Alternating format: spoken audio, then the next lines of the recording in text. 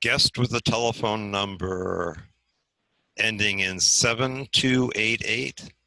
Would you please identify yourself?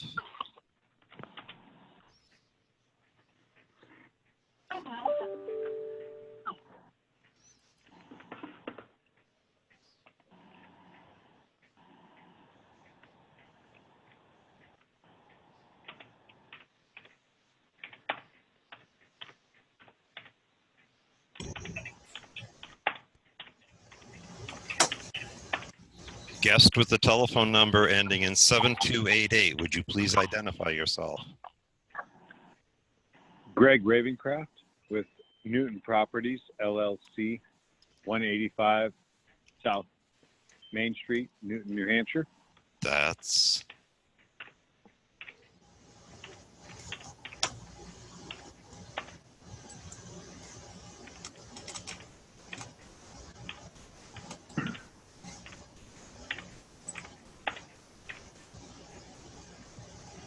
Hey, Jim, this is Roger. Are you ready to go now?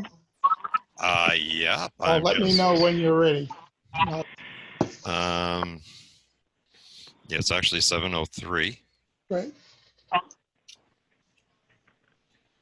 you all set? Yeah, I will keep admitting people. Right. But I'll get started. Well, you got the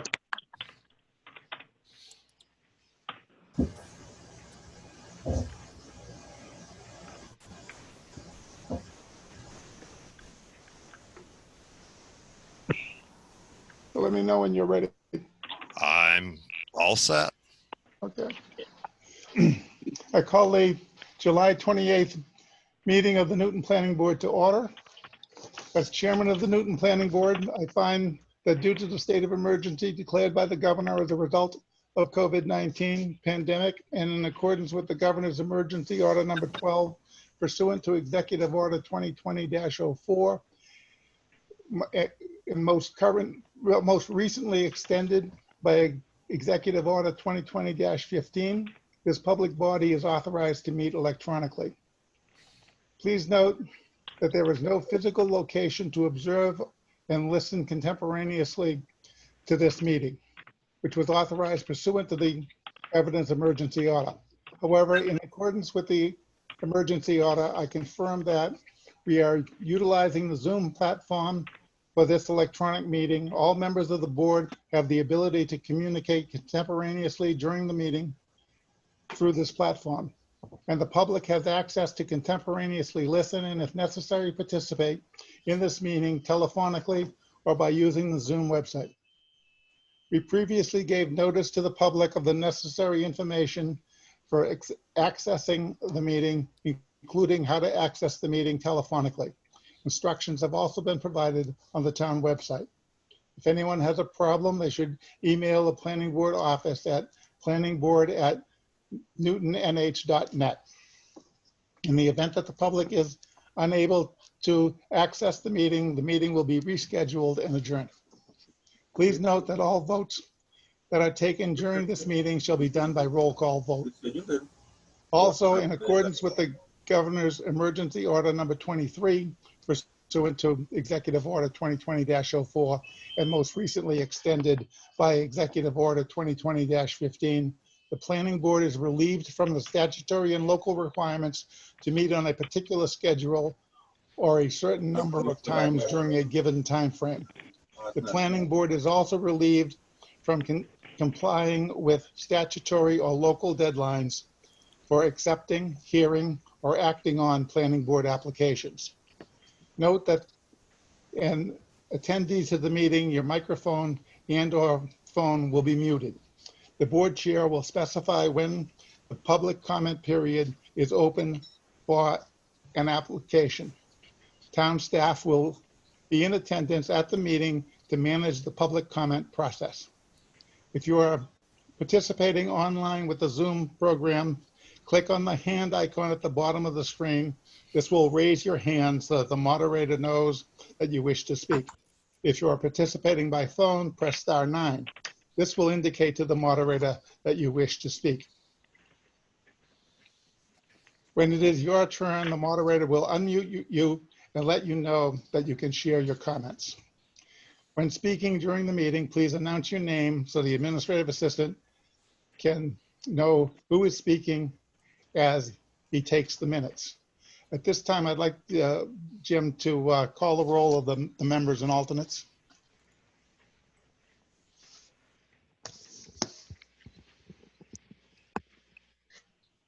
Jim?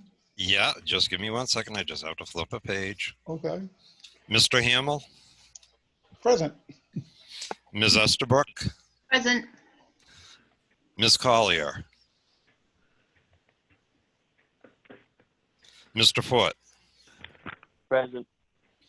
Mr. White, Here. Mr. Andrews, Present. Mr. Cronlick. I'm making sure people are not in the waiting room.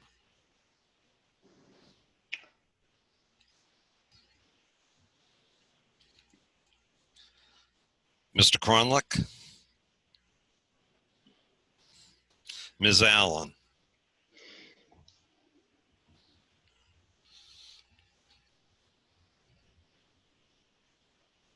Ms. Allen, she was here a little bit ago. She's muted. She's on mute. Oh, okay. Wait a second.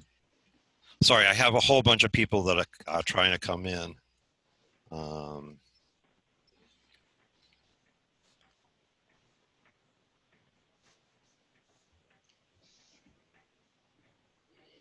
why don't you let the people in that need to come in, and then we'll continue. That's what I did. Ms. Allen, Yeah. Hello. Ms. White, Here. Mr. Sforza, Mr. Sforza, Mr. Zott, Mr. Zelinski. Okay, Mr. Chairman, you do have a quorum and 2 members absent and 2 alternates present. Okay, so I will, I will name Ms. Allen to be a voting member in place of Mr. Cronlick, and Ms. White to be a voting member in place of Ms. Collier. At this time, Mike, do you want to make the motion that you made last meeting? Yes, I would like to move that the meeting adjourn at 9:30 unless still in an open public hearing, except to open and continue any remaining public hearings, as well as deal with anything under other business. Any unresolved public hearings will be the first items on the next meeting agenda. Ms. Collier and came in. Okay, so Ms. White will not be a voting member now because Ms. Collier is here. Okay. The role is present. Also present are myself, James Doggett, the Planning Board Administrative Assistant, and Ms. Rowan, the Circuit Rider. Okay. So now, do we have a second to Mr. Andrews' motion? Could you repeat the motion? I apologize for being late. Mr. Andrews moved that the meeting adjourn at 9:30 unless still in an open public hearing, except to open and continue any remaining public hearings, as well as deal with anything under other business. Any I unresolved. second.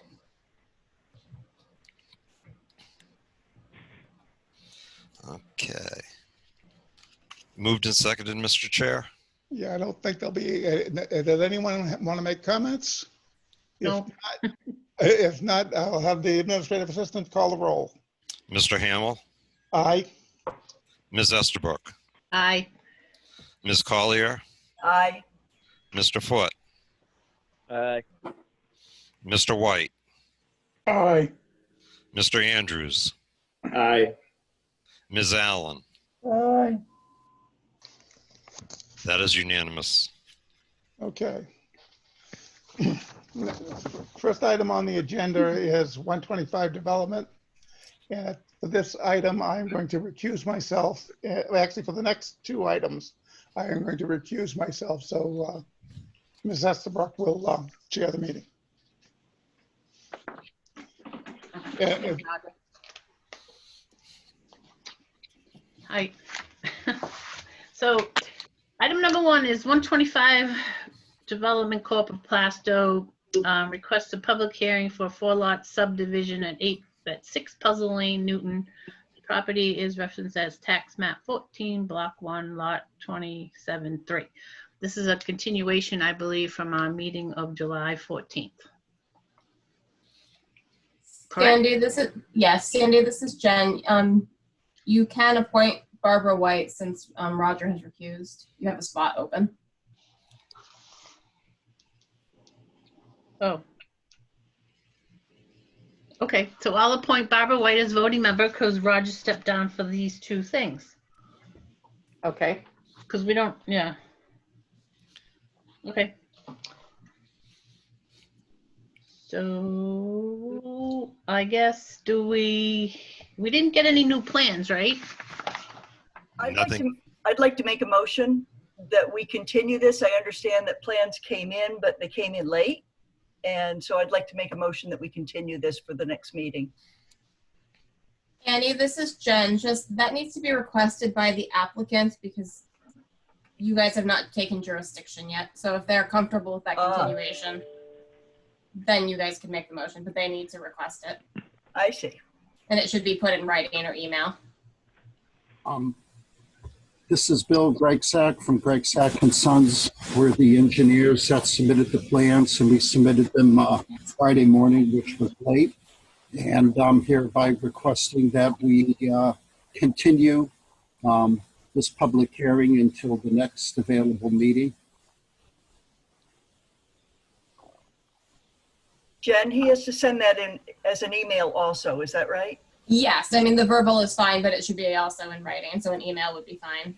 Okay, I'll send one out tomorrow to you and Jen. Thank you. So at this point, I'd like to make that motion. Does that leave us hanging, or can we just say that we're going to continue? We didn't get any information. Now you can use the motion that Annie made and Okay. just have it go to August 11th. Okay. I'll second. You need it seconded. Second, Annie. I second. That is, Larry. Larry second. Larry second.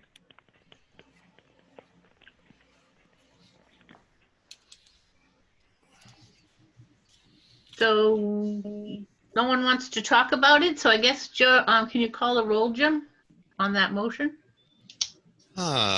Ms. Estabrook, Aye. Ms. Collier, Aye.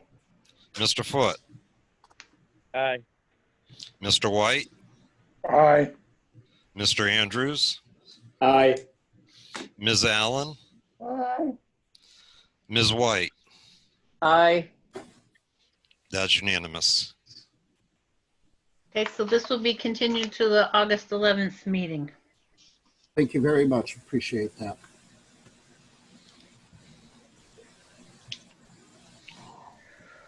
Okay, so the next item is 125 Development Corp. of Plasto, New Hampshire requests a public hearing for a design review of a 36-lot subdivision, South Main Street, Newton, New Hampshire. The property is referenced as tax map 14, block 1, lot 27-3. I believe this is also a continuation from our July 14th meeting. Yep. Sandy, this is Jen. I think I can give some update on this. You guys moved this to be a regional impact designation at the last meeting. My office did have a discussion with the Planning Commission's Regional Impact Committee Chair, who them meeting is at that chair's discretion. And what they have decided to do is that instead of meeting for just the design review, they would rather wait and hold off meeting once there is actually a subdivision application related to this matter. But what they have instructed is for Rockingham Planning Commission staff to draft a memo that will be sent to both the Newton Planning Board and the Plastow Planning Board outlining topics related to regional impact that they see as maybe issues that those boards want to consider. And then at which time, if there is a subdivision application submitted as a formal application in the future, and that if you wanted to declare a regional impact on that application, then they would convene a meeting where the applicant would be invited to present it. Both towns would be invited to provide comment, and then the planning commission ends up having a butter status where we can advise you on matters. But again, they're non-binding comments. So by August 21st, you will have a memo from the planning commission, which is before your last August meeting and before last August planning board meeting. Thank you. So, do we want to talk about this some more? Anybody have comments? Does the applicant have any comments? Tom Leckborg has raised his hand. I think he would like to say a few things. His phone is self-muted. Any more?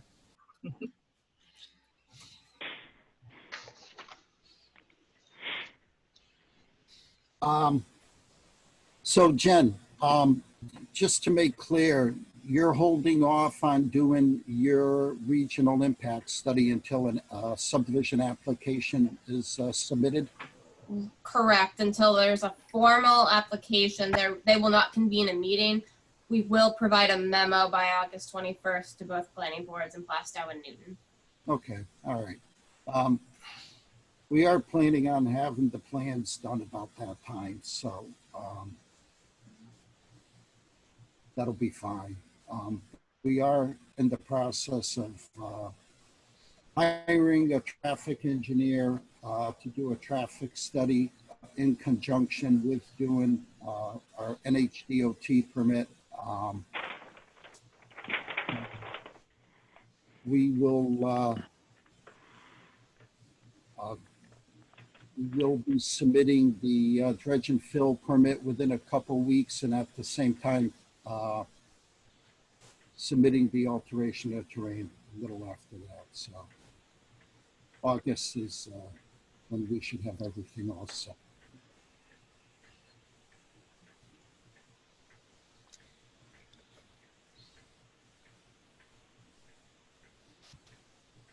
I think Tom. Yeah, it's Tom Leckborg. Can I speak? Hey, can you hear me? Yes. You can. Okay. I got a question for the planning board. Since we're getting it to this point, I'm not hearing anything from Mike Vignali from KV Partners. I'm wondering if the planning board has submitted any drawings to him yet? It has been sent to him. So when are we going to expect some comments from Mike? Well, this is Sandra. This is I was design review, and it's a non-binding any of our comments right now. So I imagine you'll get comments from him when we have a formal plan comes in. Jen, am I right on that? I would strongly recommend you seek comments from Mike Vignali. As far as the design review itself, I'm sure there are some comments he could certainly make, but how much additional comments he may provide at this point on the design review, I'm not sure how useful it will be for everyone, but you could certainly seek his input. Right, but he'd be more apt to send his comments when the formal submittal comes in. Absolutely. Okay. Is there any reason, Madam Chair? May I speak? Sure. Go ahead, Annie. Is there any reason why we would not ask for his comments now and also be getting them later so that the applicant can, I mean, that's kind of the purpose of the design review, is to have everybody kind of know what's going on so that they can try and comply with what we're talking about as being necessary. I'm new to this, so I don't understand why we wouldn't do that now.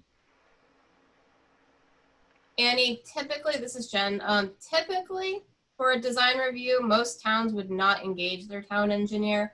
This is a little bit of a different application based on its scale. Yeah, exactly. Right, so the applicant, I would think, should look at all our regulations and try to conform to all those regulations.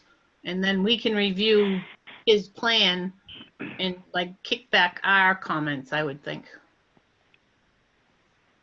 Well, that's one thought. My thought would be that we also ask Mr. McNally to make comments at this time. I'd request that. Well, I can forward that request again. do we have Thank to you. vote on that? I mean, do we have to pay him to review them? I'd rather not have him review them now. I'd rather wait till the formal thing is here if we have to pay him to look at those, No, you can charge that to the applicant. This is Jen. even though it's at the design review stage? Correct. Okay, That's why most towns typically do not engage their engineer. right. Um, So maybe we ought to hear from the applicant whether that's something that they'd like, since they'll be paying for it. It's Bill Greg-Sack. We would like to be able to work with Mike from the beginning to make sure that if there are issues along the way as we're wrapping things up here, we can handle them before we submit.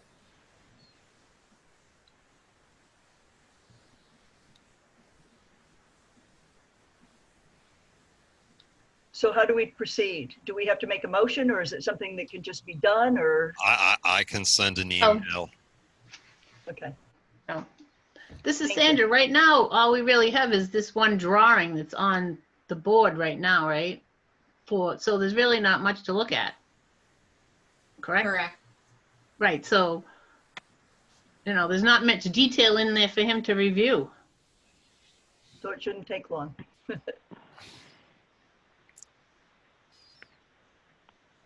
Madam Chair, this is Mike. Yes. I'd like Hi, to Mike. just make a comment, and this is more just from my view of the purpose of a design review is to let the applicant get a heads up on what at least some of our concerns are going to be, not just what our zoning rules say. And so for their benefit, I'll just reiterate and add to my comments from last session. Looking at this, I have concerns about basically the intensity of the development over an aquifer and the amount of wetlands. So as I mentioned last time, concerned about the setbacks and the impact on wetlands, and then just the overall intensity, the number and size of the impact. So going forward, just so the applicant knows, that's one of my biggest concerns with the design review plan as presented to date. Thank you.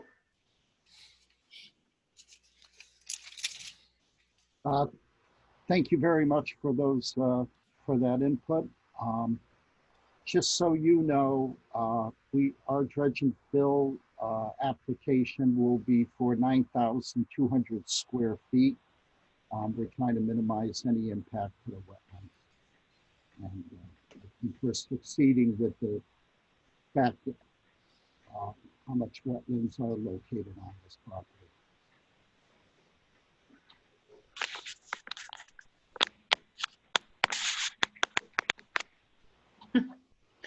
Does any other board members have any other comments? I have one. This is Annie. Yep. I don't know if we want to wait until there is an application or if we want to do it sooner, but I would recommend definitely a site visit. And I'm not sure how we would, walking it might be kind of an all-day affair. I'm not quite sure how we do that, but I think that actually having members take a look at what the topography is, I know that's helpful to me. Instead of just seeing it. Annie, this is Jen. The planning board actually cannot do a site walk until you have accepted jurisdiction of a formal application. So for this design review, you can't do a site walk. Okay, thank you. We're learning all kinds of stuff tonight. Yeah.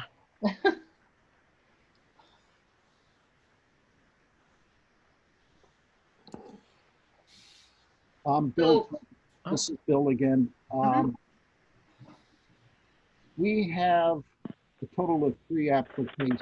One of these is the design review, and then we have that 4-lot subdivision, which will be hearing the Bill, you keep washing out. We can't hear you. is this better? Yeah, that's better. Yes. Okay, thank you. I apologize for that. What I would suggest or ask is if we can't, we have the 4-lot subdivision that will be, the application will be heard the second week of August, and we have the site plan, which is will be heard a little later on. So maybe what we could do is schedule a site walk at either now or at when those applications are accepted.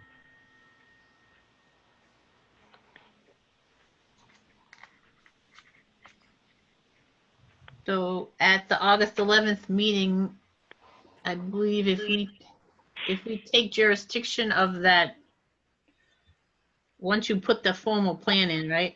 Jen, help me.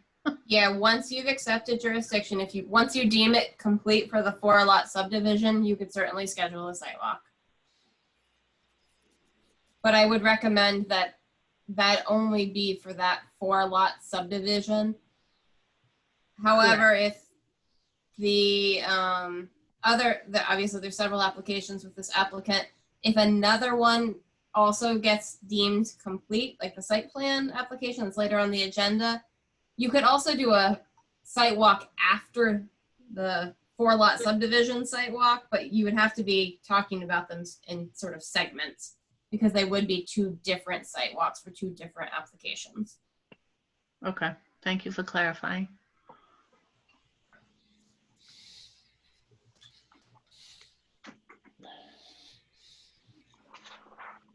So do we end our comments now and this isn't continued again? Can you help me with just? I have one comment if I could. Sure. And that is that, as Mike said, I definitely want to protect the residences that are, nearby. So that's going to be of high interest.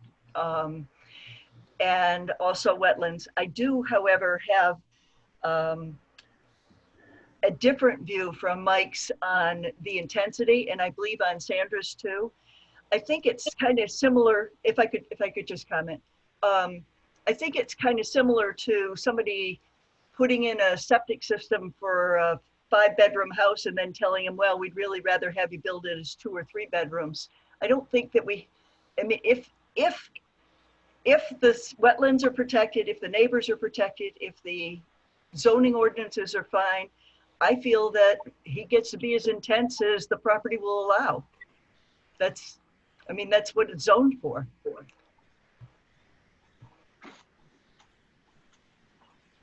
Thank you. That was a good point. But so that would be, to me, that would mean that you come with a plan that isn't asking for any variances. Or you've gotten the variances. I mean, we don't have anything to do with variances. We enforce what is in effect, right? Right. But I mean, as a planning board, I would hope that you use within the laws that we have that are already established and not try to, go outside those. It's like sticking, 10 pounds in a 5-pound bag.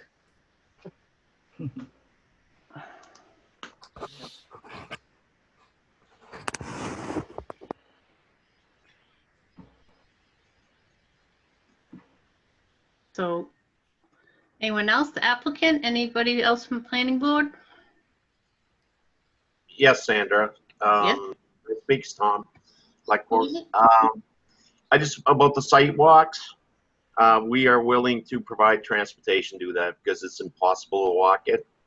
It'd be very difficult. And how we're gonna do that, not sure yet because of the COVID, but Right. we're gonna figure that out somehow. But we will provide transportation at the phase 2, phase 3 thing. The simple fee lot 4 subdivision, I don't think we can walk that. That's literally just a few hundred yards. like that. But I just want you to know, so you know that's available. All right. Okay, thank you. But the 4-lot subdivision does take in all that land, so we could Yeah. possibly want to go there for the 4-lot subdivision. Right, Sandy. That if I presume we would do the 4-lot first. The basics of it, then the 27.3. That's part of it. We do that afterwards, but at the same time, and then do the 27.3, and then do the whole complete package out there. I think it'd be very beneficial to everybody that's on the board to see it. Right. Okay, thank you. I didn't get your name. Did you get his name, Jim? That was Sandy's Tom Leckborg. Tom? Yeah. All right, your little face didn't show up here. It wasn't telling me who was talking. Oh, okay. All right. Thank you. New technology. I know, Yeah. Sandy. So Jen, do we close this now? And just, I don't think anyone else has any questions, right? Well, at this point, you're going to be getting a memo from the Planning Commission on the regional impact on the 21st, which is just prior to your August 28th meeting. If you wanted Yep. to continue it, that's really at the discretion of the board. I don't know what the pros and cons would be. Does anyone else? The one main benefit is that the planning board would have the comments from the planning commission to look at, and then you could review that and then provide any last insights to the applicant about this design review. Oh, that's true. We'd have, like you said, if we're trying to ask them to like give our comments, then we'd have some more that maybe we didn't think of from the regional that they might want to incorporate. And we are sending, this is Annie, we are sending an email to the engineer too. So there would be presumably some comments from him. Okay, so it sounds like we want to make a motion to have this continued to our August 11th meeting, I would do the 28th. the 28th. Because you won't have comments from the planning commission until the 28th Okay. meeting on the 28th, but that's just a suggestion. Yeah, if that's what we're waiting for. We should have it after. This is Barbara. I don't think you have a meeting on the 28th. It's the 25th. I'm sorry, I might be getting my dates wrong, but the second August meeting. Yeah, August 25th. Thank you. I stand corrected. My apologies. Okay, so I'll amend my motion. We continue this till the August 25th. Does anyone? I'll second. This is Annie. Okay. Any discussion? Jim, can you call the roll? Ms. Estabrook, Aye. Ms. Collier, Aye. Mr. Foote, Aye. Mr. White, Aye. Mr. Andrews, Aye. Ms. Allen, Must be muted again. Doesn't seem to be. no. Screen went dark. The battery may have died. Oh dear. Okay. Ms. White, Aye.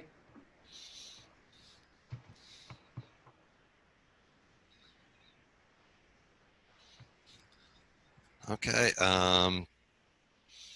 Assuming Ms. Allen has lost her connection, that's a unanimous vote. Okay, so we'll continue till the second meeting in August. Thank you. Thank you. Okay, I will resume the chair. Item number 3 on the agenda is Sadat Uggs and Brittany Cormier of Newton, New Hampshire request a public hearing for a conditional use permit, home-based business at 57 Pond Street, Newton, New Hampshire. The property is referenced as tax map 5, block 6, lot 4-1. Would the applicant like to present his application? Is the applicant present? He was here earlier. Let me unmute him. Mr. O's, you're self-muted. Can you hear me now? Yep. Good evening, Planning Board. My name is Sadat O's, 57 Pond Street. Basically, my application is for a firearms dealer to sell firearms based out of my home. But as you can tell on page 8, I did write basically a little plan, my business plan, that it will be based out of gun shows, but by federal law, it is required to have a home address since it's not going to be a commercial store or anything similar to that. The actual address for my business will be my house. I already met with the chief of police in Newton. I did the fingerprints, the background check, the passport photos. So I did everything all legally. And I'm basically waiting to speak with you all and hopefully get to the next chapter. After this, I have to speak with the ATF, which she has already communicated with me. We're just waiting for the conditional use permit. It will not be, no one's going to come to the house to buy weapons. There's no sign outside. I already bought a special safe to put all my sales, weapons for sales. I already have an office in my basement. I believe that's on page 7. My wife made a little diagram where the business is going to be technically located with the computer, with the filing cabinet. And like I said it before, it's going to be based off gun shows in Concord, Manchester, Wilmington, Mass. You know, just go down there, have a little table set up just so I can legally do the background checks. Again, it's not going to be based on the home, but legally I am required. If, for example, if there's a delay on the background check, someone might have to come by so I could get the authorization code documented, and they might leave from the house with the weapon they have legally purchased. I am open to any questions. So Jen, do you have any comments? My only comment is that this seems to fit with your home occupation, not your home-based business. So it does not appear that you actually need the conditional use permit for a home-based business. It seems to qualify under home occupation. Oh, okay. I did, I don't know if it matters at all, but I did create a special company. So I made an LLC, so I will be operating under that, not as a sole proprietor. So it's not sold from me, it's sold from the business I have created. And that's licensed through the state of New Hampshire. I didn't say that, but that's also on page 8. Yeah. Mr. Chairman, if I may. Yes, go right ahead. Jim Doggett. If you remember, we've done several of these in the past. It is a requirement of the AFT that it is considered a business versus an occupation in order to award the AFT license.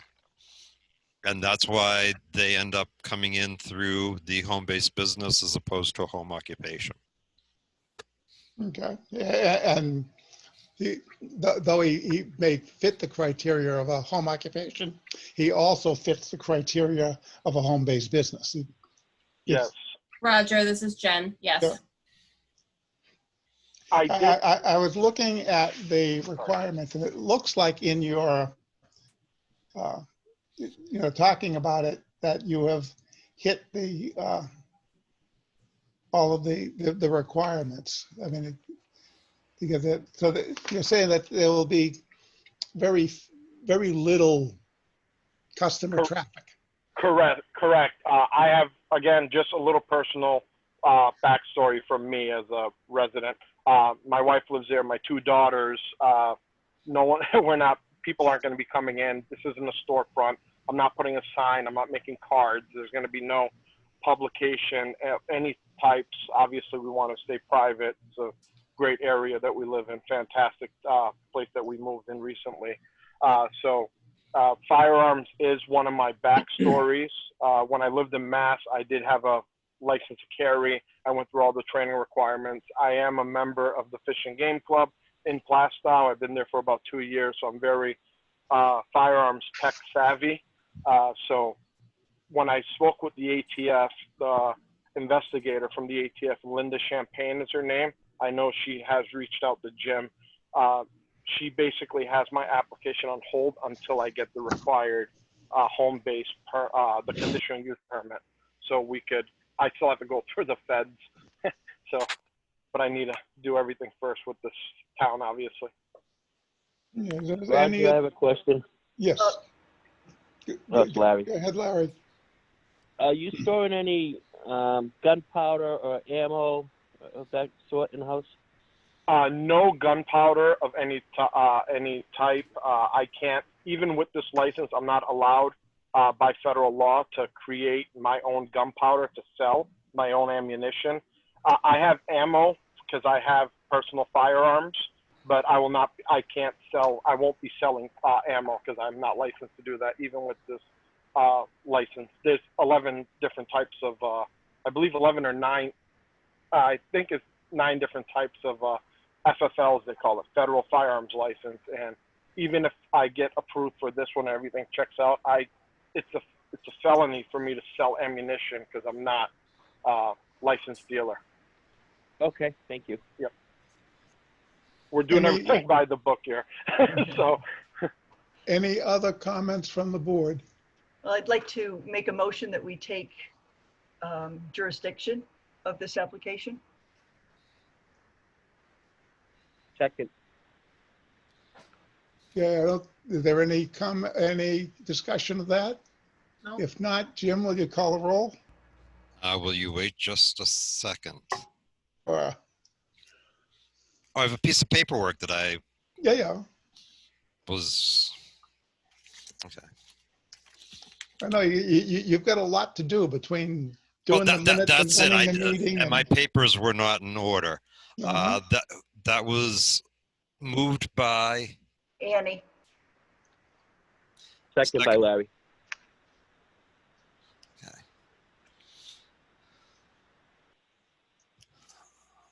Ooh. Okay. Motion to take jurisdiction. Mr. Hamill, Aye. Ms. Estabrook, Aye. Ms. Collier, Aye. Mr. Foote, Aye. Mr. White, Aye. Mr. Andrews, Aye. Ms. White.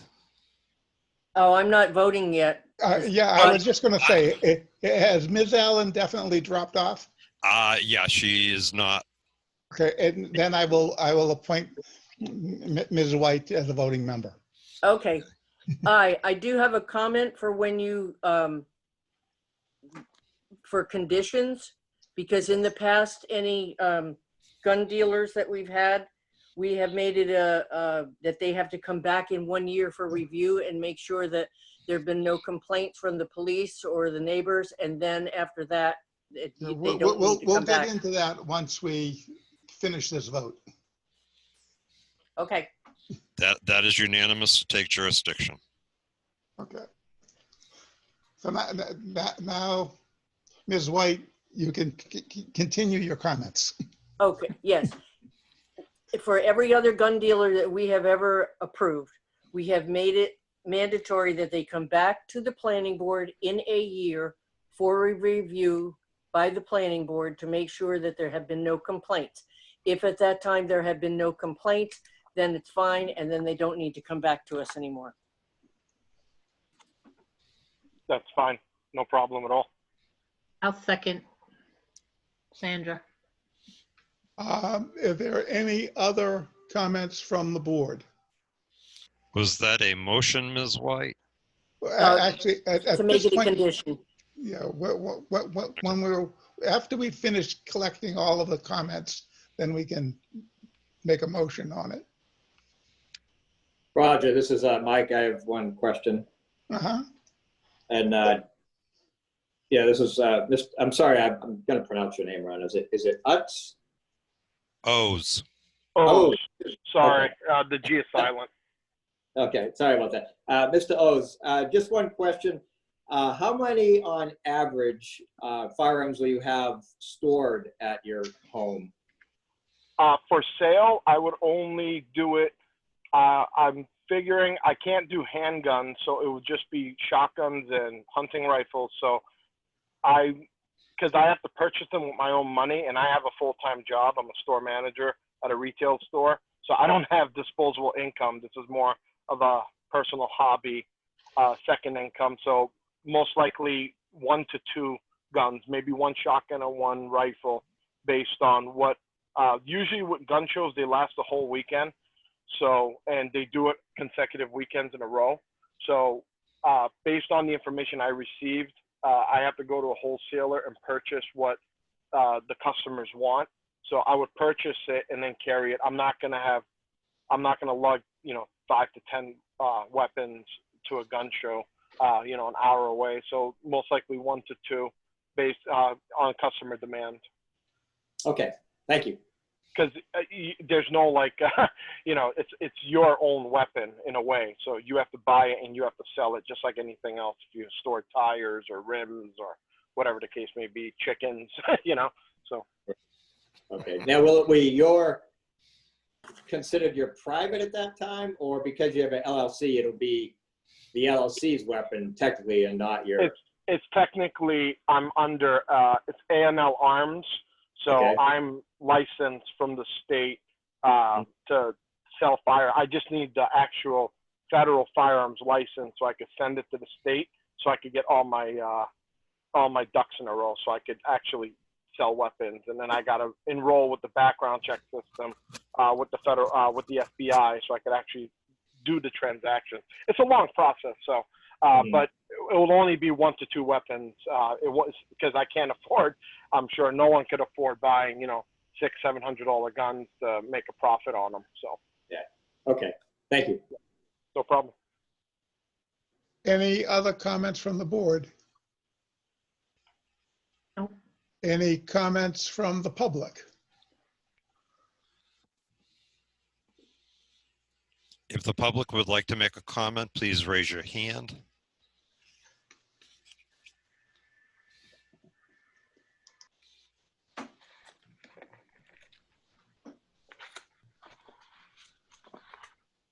If there are no comments, would someone from the board like to make a motion?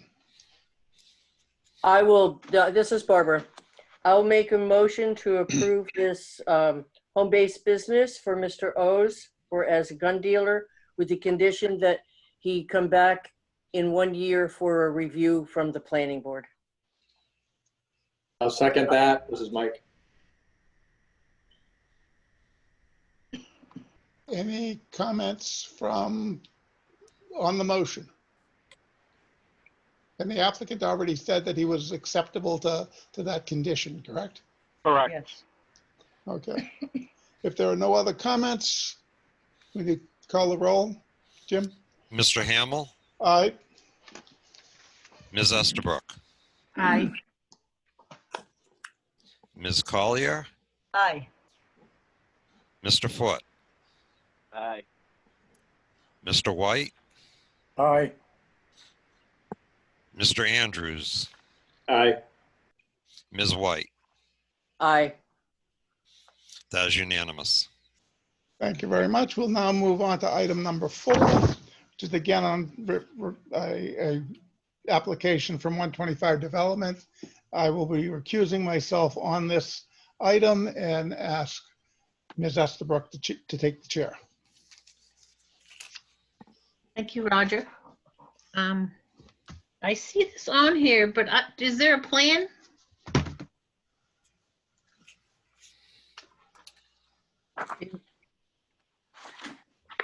Sandra, I believe it was the plan you had last meeting. Oh, the one, oh, we had a bunch. Okay, hold on. Okay, so I guess I'll open it first till I find my paper.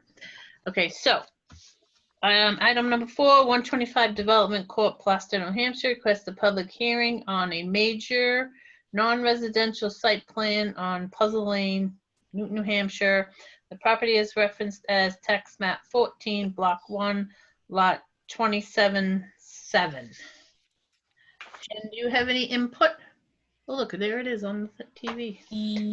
Yes, as of the meeting on the 14th, my recommendation letter was that the application was not complete. There was several pieces of information missing, but the primary item on this was that because the 4-lot subdivision that we talked about earlier in the agenda has not been approved yet, any approval of this application would have to be conditioned on the approval of that 4-lot subdivision in that configuration, because that would predicate this site plan. Some additional information was supplied late on the day on Thursday, which I have not had a time to thoroughly review. I've only skimmed. So you may want to ask the applicant if they would like to present their plan. Yes, this is Bill Greg Sack and Sons. We would like to request a continuance until the next public hearing on August 11th to review the application. Jennifer is right. We did supply an email after 1 o'clock on Thursday. I think it was around 4 or 5 o'clock. So if we could have a continuance, we would appreciate it. Thank you. I'll make a motion that we continue this to August 11th. Second. Second by Larry. All right. Is there any other further discussion, or should we just vote? Questions? No? Okay, Jim, can you call a roll on the motion to continue? One moment. Certainly. Ms. Estabrook, Aye. Mr. Foote, Aye. Mr. White, Aye. Ms. Collier, Aye. Mr. Andrews, Aye. Ms. White, Aye.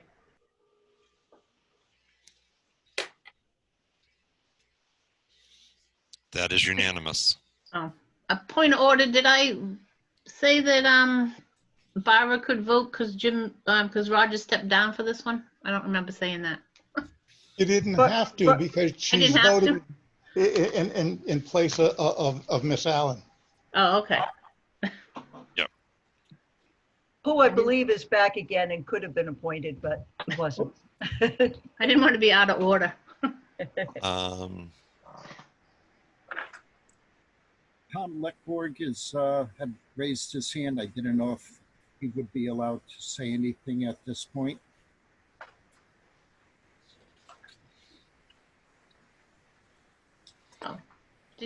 I thought I asked before if you wanted to make a comment on this plan. Is that what you want to do? Yes, Sandy, I just got a question. Again, I would like to see that the latest of the plans, I know they came in 3 hours late on Thursday, if they could also be sent up to KV Partners for Mike Vignali to take a look for comment. I would like to, make sure that that process is happening. That is. Great, thank Right. you. Thank you. Okay. Thank you. So I guess we're on to the next thing. Roger's back. Roger's back. Item number 5.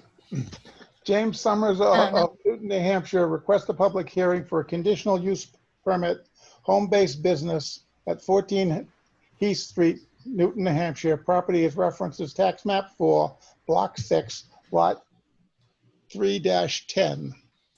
Does Mr. Summers want to present his application? Hey, Roger, real quick, Mary Ellen is back, Okay, if that makes any difference to any of your appointments. Okay, so, I'll step back out then. And Wait. you yeah, can- right. Let me make sure that she's actually back and not, Okay, because I know that the machine she is using.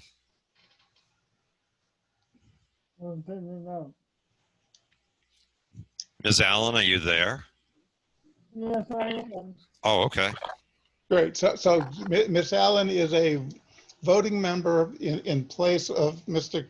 Krolik, and Ms. White is not a voting member at this time.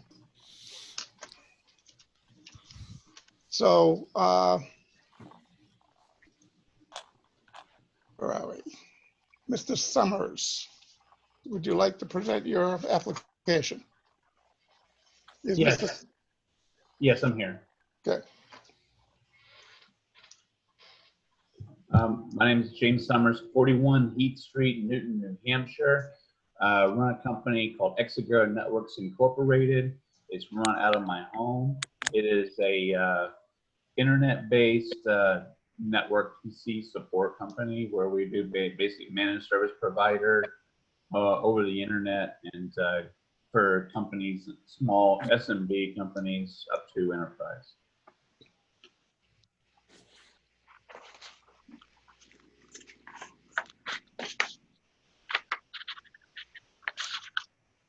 Okay. Jen, did you have any comments? Just a couple of questions, actually. I think I knew a little of the background of this application that's not actually on the application itself. So, Mr. Summers, just a question of if your business fully takes place within your home, so more of just like a home office style, would there be any customers? Would you need a sign? Is there any sort of delivery, anything of that nature? No, nothing like that. Nobody comes to my door. There's no signs. It's basically just the my own home office where I work out of. Okay. And then my only other question was if there were any other employees that don't live in the home coming in. No, it's pretty much just myself. Okay. So Roger, based on that, it does sound like this qualifies more as your home occupancy than a home-based business for that purpose. That's my only comment.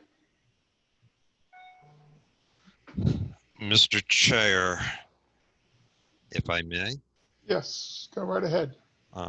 Actually, Mr. Summers, do you mind if I explain the situation in Town Hall?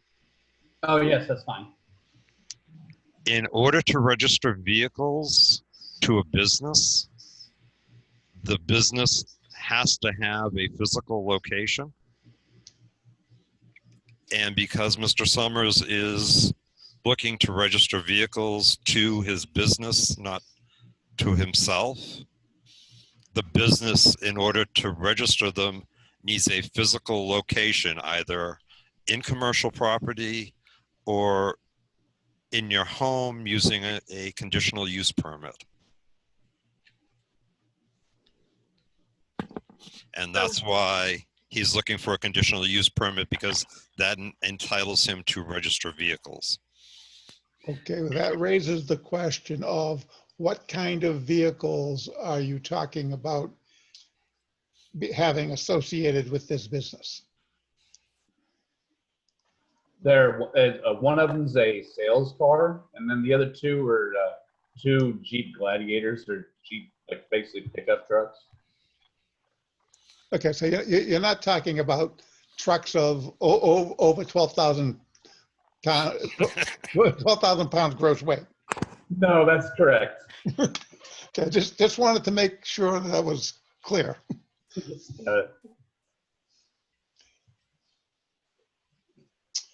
Okay. At this point, Mr. Chair, I'd like to make a motion that we take jurisdiction of this application. This is Annie. Is there a second? I'll second. Okay, is Mr. there any comments on taking the completeness of the application? If not, Jim, will you call the roll? Ms. Allen?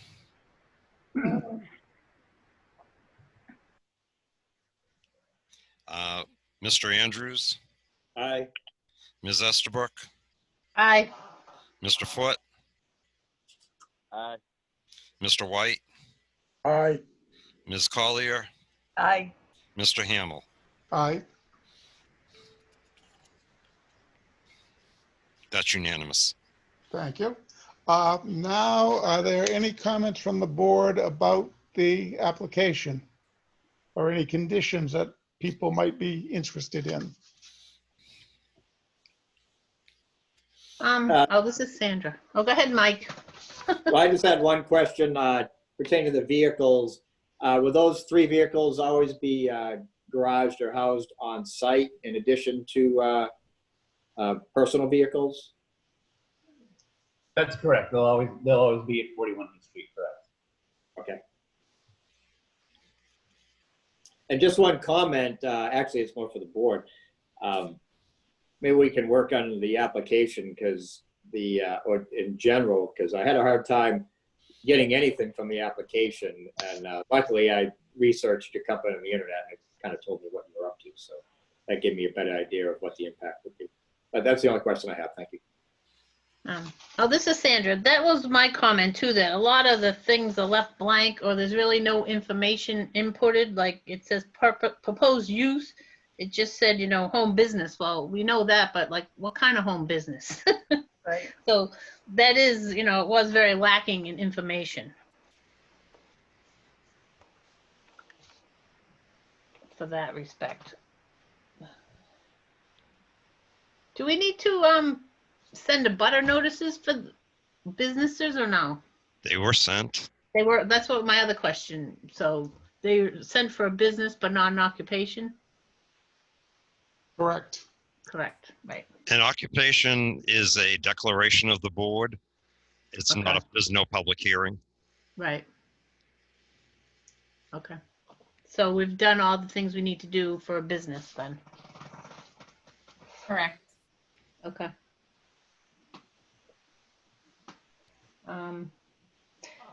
Any other, does the public have any comments?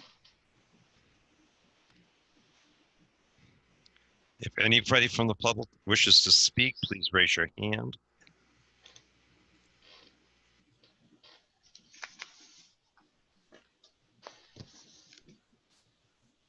I'm seeing no hands. Okay, in that case, is there someone on the board who would like to make a motion? I'll make a motion that we approve this home business. This is Annie. This is Jim White. I'll second.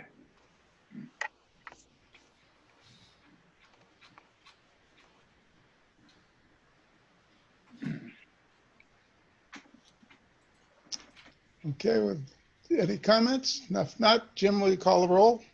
Ms. Allen, Yeah. I believe that was a yes. Mr. Andrews, Aye. Ms. Estabrook, Aye. Mr. Foote, Aye. Mr. White, Aye. Ms. Collier, Aye. Mr. Hamel. Aye. That is unanimous. Okay. Next item is Realty. And again, I need to recuse myself on this one because I have close association with one of the abutters. So Ms. Estabrook will chair this hearing.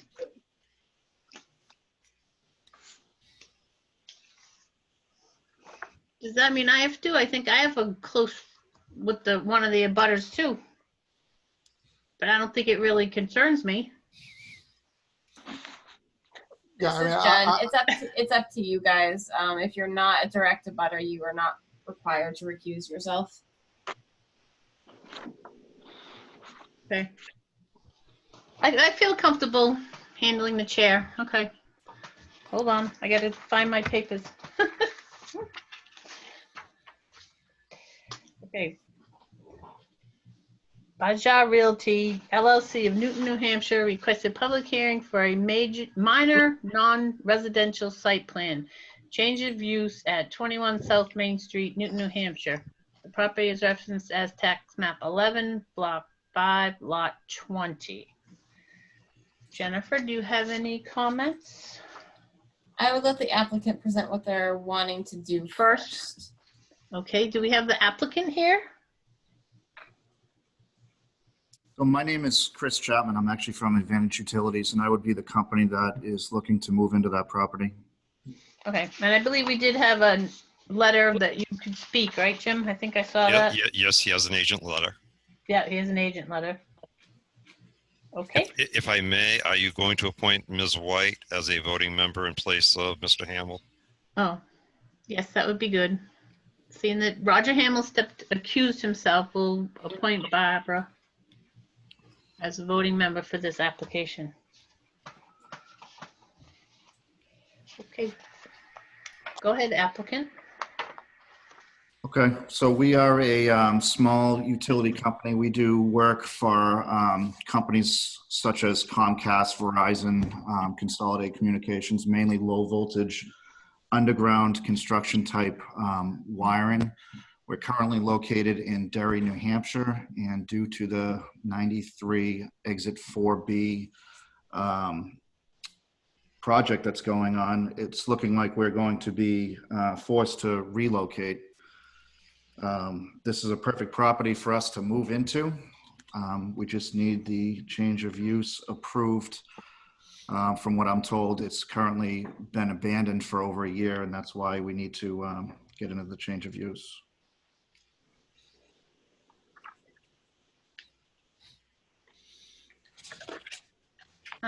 Could you explain like what you'll be storing, or are there like vehicles involved? Like Yes. you have a truck? Yep. So we have roughly 10, I mean, it could vary up or down by 1 or 2, but roughly 10 regular pickup style trucks, F-250s, F-350s, nothing major, just regular pickup trucks. With each one of those trucks, we also have landscape type trailers, 18 to 20 foot open trailers that we put equipment on. Probably 8 to 9 months out of the year, those trucks aren't even stored at the office. They mainly are stored at employees' homes as they're using them. Any equipment would be stored inside the main building, and would basically be parking trucks and any extra trailers or spare trailers that we have around the back of the building and around the side. There's like a dirt path over there right now. We'll be parking over there. As far as the front of the building, we would be utilizing the front parking lot right in the front for probably 3 to 4 cars during the day, which would just be employee parking, such as myself or my office staff that would come in to work for the day. We do not have any customers that would be coming or going. We don't really have any deliveries outside of maybe once or twice a month getting a FedEx package or something. We store inside the building. We would be storing PVC pipe, flexible conduit, some wiring, things like that. And that's about it. Madam Chair, question? Thank you. Larry. Yep, go ahead, Larry. Jim, refresh my memory, 21 South Main, whereabouts is that? That is the 108 store with the Sunoco gas station. I've put on the shared document. You can see the property. That's the building on the left. Yes. Correct. It used to be the hardware store. Feed and Grain a long time ago. Yep.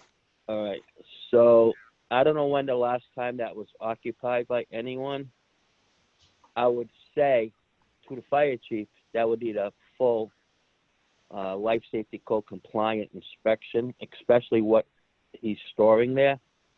And that would be a contingency upon the application that has to get done.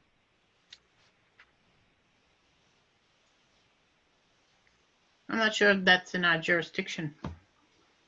Sandy, this is Jen. Hi, Jen. Compliance with all local, state, and federal permits, including fire and life safety, could certainly be a requirement of an any approval. So that would be conducted by the fire department at the owner's expense, or? It would be conducted by the fire. It would be conducted by the fire department. It should be done prior to an occupancy permit. Right, because I'm assuming they're renting. Are you renting this space? Mr. Yes. Applicant? Yes. Yes. Okay. So I guess we Sandy, could, this is Jen. I have one other quick comment for you if you got a. yeah, go ahead. This You can works. do a comment. It was a question and a comment about would any maintenance on any of your vehicles be done on this site? No, we normally, like I said, we're in Derry right now. We have a mechanic right down the street that does our maintenance. I would probably be looking to, I know there's a mechanic shop, Estabrook's right across the street. I'd probably be looking to utilize them if they're available and want to take on the project. So my one suggested beyond the compliance with all local, state, and federal, including the fire, would be that no maintenance of any vehicles be done on the site.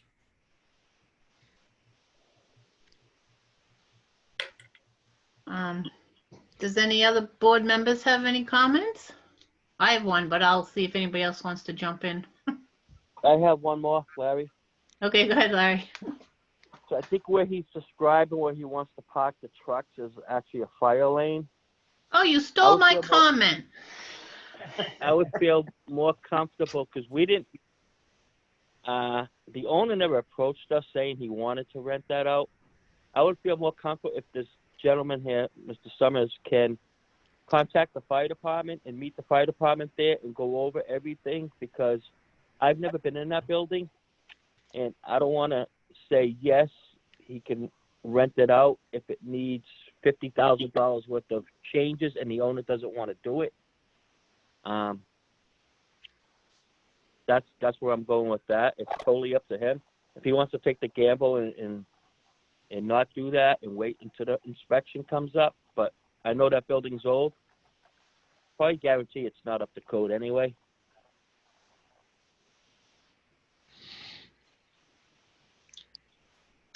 Okay. Well, yeah, this is Sandra. That was my comment. And the other thing was, do we need to look like at the original site plan? And right, where he's proposing to put trucks and trailers, was that supposed to be kept open as a fire lane? So technically he cannot do trucks and trailer parking there. So I don't know if we have to look at the first site plan that we approved to see, you know, if this fits in what we approved. Well, there's enough room in that parking lot, because I think the other guy moved out from what I can see going by there. Right. So he can actually park the trucks like in the middle behind the store without infringing on the fire lane that goes around the building. But like I said, we're better off if he wants to call the fire department, do a site walk, and actually enter the building. I don't know. Have you entered that building, Mr. Summers? It isn't Mr. It's Summers. it's Mr. Chapman. Yeah, it's Mr. Mr. Chapman. Chapman. I'm sorry. Yes, I was in the building probably 3 months ago. And how does it look? I mean, what I would be utilizing it for would be basically a warehouse out back, and in the front that used to be this. I believe it used to be a hardware store with a little front Correct. part there. It's kind of separate. I would just turn that into two small offices. And then the upstairs has all kinds of old paint and stain and everything else, which I told them if we were to rent that building, I would need that removed. So, Correct. It's only my suggestion as being on the fire department is if you want to give a courtesy call to the fire chief and he'll come out and he'll go over the whole building with you. I just don't want to see you waste all your time and effort and money if you're spending any to say, no, it has to be sprinkled or it has to get a hardwired system in there and the owner doesn't want to comply with that, then it's just saving you time and grief. I appreciate it. It's totally up to you. Okay. No, I appreciate it. Larry, this is Jen. Well, I think the review by the fire department is very warranted. I will say they could go through the planning board process, and a condition of approval could be the approval of the planning or of the fire departments for any occupancy, which would include all of the items you're discussing. Correct. No, we can approve that tonight. And then he should contact the fire department as soon as possible to get that done before he invests any money into it. Mr. Footer, what you suggesting, would that fall under a life safety inspection?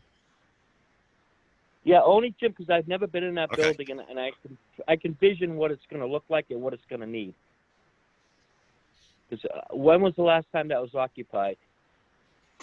I've been here for 17 years and never seen anybody in there. Yeah, it's been a while. So we can definitely approve his application.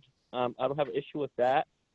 But I just don't want him to, we're going to approve it, and then for the next 2 or 3 months, he's going to work on moving and buying this and buying that. And then we come in for the occupancy permit and say, no, you need hardwired, you need this, you need that. And it's going to cost thousands of dollars, not to him, to the owner. And I know the owner, and he's probably, going to nudge it.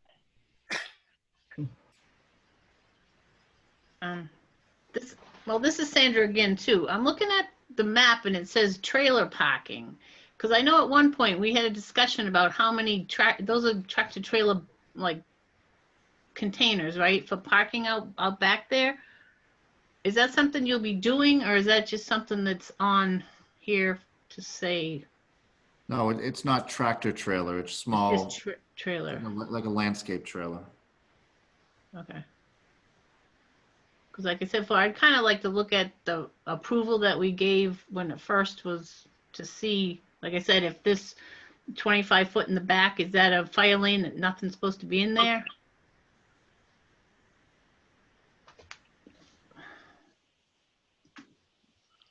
Because that's real close to the property line right there too, I believe.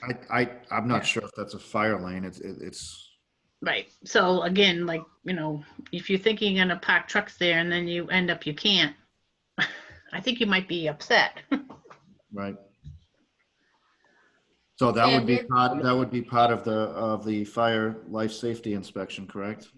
Well, I don't know if it'd be that or if it's pre-approval from the original site plan. Jen maybe could comment on that. So Sandy, I have not seen the original site plan of this location. However, that is a parking area. They're not proposing to do anything that is different from what has been occurring or has historically occurred on the site as far as parking. That's why this does qualify as effectively a change of use. Because they aren't proposing anything new as far as, or nor are they required to have any additional parking for the proposed use. Obviously, if there is an issue with access with the fire equipment, which it does appear that there is likely sufficient room there, that could be covered under the life safety component. Okay. I'm glad there's something new going in there. I just don't want, like you said, if he's planning on putting something there, then he can after. Right. That's why I'm bringing it up. Yeah. This is Barbara. May I make a comment? Sure. Yes. Jen, what Sandra is talking about is on the side where it says truck and trailer parking, and it's 25 feet wide and 135 feet long. Correct. That is a small, like a dirt road that goes on that side of the building between that building and the property line. So if they were to park their trucks and their trailers there, fire equipment couldn't get by if they needed to. And that's what Larry was talking about, that particular part right there along the left edge. Does that make sense? It does, but what I'm saying is that there is also, this is a bigger site than just that one building. There does appear to be sufficient fire access, even if there were to be parking in that vicinity. Okay, all right. I guess that would be up to the fire department to decide. Correct.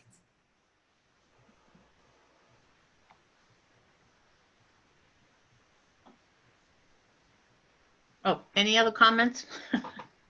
I forgot I'm supposed to be doing this.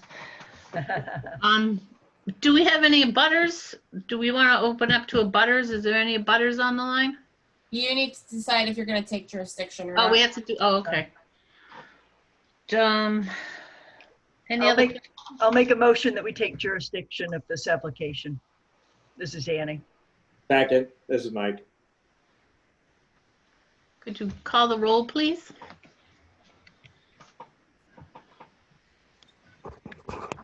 Ms. Allen, Aye. Mr. Edwards. Sorry, Andrew. Mr. Andrews. You Aye. always do that. Mr. Foote, Aye. Mr. White, Aye. Ms. Collier, Aye. Ms. White, Aye. and Ms. Estabrook. Aye. That's unanimous. Then Okay. I'd like to make a motion that we approve this application for Oh. change of, what? Wait, we gotta wait for, we didn't get any butters Oh. input yet. Oh, good. That's okay. I don't think anyone's on the line, but is there any butters on the line? If any abutter would like to speak, please raise your hand and I will unmute you.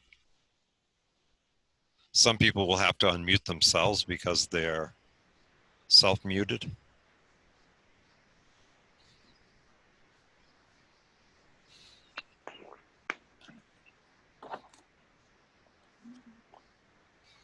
I guess. Oh. Is there an abutter trying to jump in? I'm not seeing anybody. Not seeing anybody. I have one more comment. I'd like to thank the applicant for the nicely typed and very descriptive application. Yes, I agree. Yep. Saying that we complained about the other one. This one's very nice. Well, thank you. I appreciate that.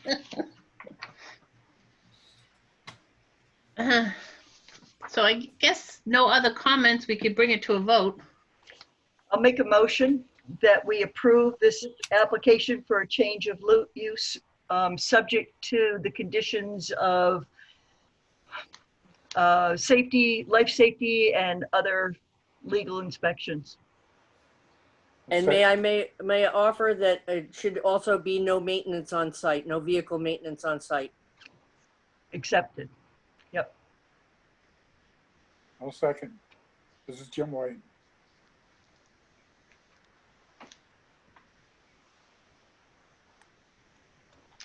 Okay, would you like to call the roll, Jim, please? Ms. Allen, Aye. Mr. Andrews, Aye.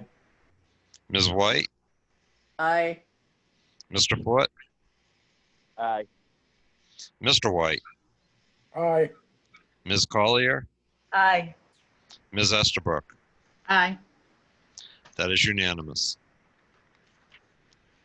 Madam Chair, one more question for Mr. Chapman. Oh, go ahead, Larry. So, sir, if you want a courtesy inspection, give the station a call tomorrow, and we can put a meeting together and go over the building with you, just so you know what the owner's gonna need and if it's feasible. Okay. Is there a certain Okay. person I should ask for? You can just ask for Chief John Alcadino. Okay. Thank you Okay, very great. much. Thank you. Okay, that closes that item. So Roger, you're back. I'm back. Item 7. Victor Miola of Plastow, New Hampshire, with Alex and Nina Miola of Newton, New Hampshire, request a public hearing for a conditional use permit accessory apartment at 14 Tanglewood Drive, Newton, New Hampshire. Property is referenced as tax map 6, block 9, lot 20. Does Mr. Miola wish to present his application? Yes, can you hear me all right? Sure can. Okay. Good evening, Planning Board, and Jim, thank you so much for all your help with the application process the past month for me. I appreciate it. So my wife and I live in Plastow, and my son and his wife and children live at 14 Tanglewood. So I went to SEC Engineering in Plastow, and they drew up the site plan, which you see. I think Jim just brought it up. And they did a whole septic design. I believe it's all state approved. and did a complete site plan on where we wanted to add the accessory dwelling. So, with, you know, I understand too that Newton has an 800 square foot accessory dwelling permit, and I know other towns have 1,000, but we would adhere to the 800 square feet. And I think the plan you're looking at right now, yeah, okay. Let's see if I can churn it. Okay, great. Thanks, Jim. There you go. So I'll be honest with you, when I started this off with SEC Engineering, the house is a 3-bedroom, attached breezeway, and attached 1-car garage. And we want to attach a 2-car garage. And I initially wanted to go off the back of that 2-car garage into the backyard with like a ranch style home, accessory dwelling. And speaking with Jim, the only access, I know you have to have access to the main dwelling, and the access would have been through a garage to the breezeway. And Jim said that might not fly because you have to have direct access. So then we said, okay, we'll go above the garages. So the accessory dwelling would be above a 3-car garage. And I'd have to raise the roof on the breezeway. And that way we would have direct access, like a small hallway, like a closet door to a closet door in my son and daughter-in-law's master bedroom. Yeah, and then I drew up, my wife and I drew up these plans. And you can see the 2-car garage, that the added on 2-car garage would be set back approximately 1 foot to 2 feet, because SEC Engineering found out that the distance from the center of the street has changed over the years. And so it would have to set back an extra foot. So he set it back 2 feet. So that's, you can see the little jog there on the added 2-car garage, correct. So that's what we're looking for. And you know, it would have a full shed dormer off the back. In the front, we would have either individual dormers like the, like what's drawn up, or we might do like a cottage dormer. You know, we haven't gone to an architect yet because I didn't know that it had to be approved by the planning board. So I didn't want to, I mean, I've already invested quite a bit of money, so I was just going to wait to get it approved if it can be approved, and then have an architect draw it up. So, I mean, I can take any questions. Okay. Jen, do you have any comments? Yeah, just can you re-explain how the existing home will connect into the accessory dwelling? Well, if you're looking at what Jim has up on the thing right now is, yeah, Jim, go, there you go. The, that's a breezeway with a door and a window there. And so we would raise the breezeway roof right now is not tall enough.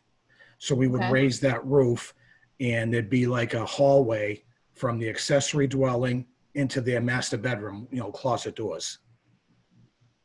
So that would be the direct attachment.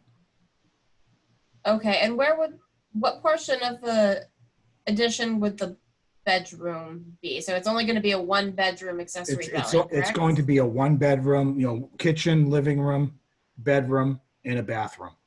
Okay.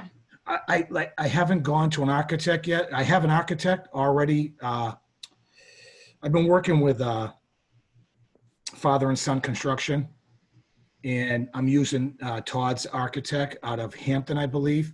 And I put her on hold right now till I get approval. So I told her I was having a meeting on the 28th of July, and I would contact her after that. And then she'll draw up specific designs. You know, she'll figure out where's the best place to put the bedroom and whatever, you know. So because of that little bit of uncertainty in design for the planning board, I would recommend that you put a limit, make sure that as one of the conditions that there is that limit on the size, just so that in the design, if that were to change a little bit, that there is that condition. Yeah, 800 square feet, correct? Correct, that is the limit on. Right, and so that brings a question that I have. If you look at the existing garage now is 16 by 24. The new garage would be 24 by roughly 24, or roughly 21 if I wanted to keep the back, 22 rather, if I wanted to keep the back exactly straight. And if you add all that up, it comes out to just over 900 square feet. But the back would have a full shed dormer, so you would be using up, the front would have, like, the roof would start at the floor line.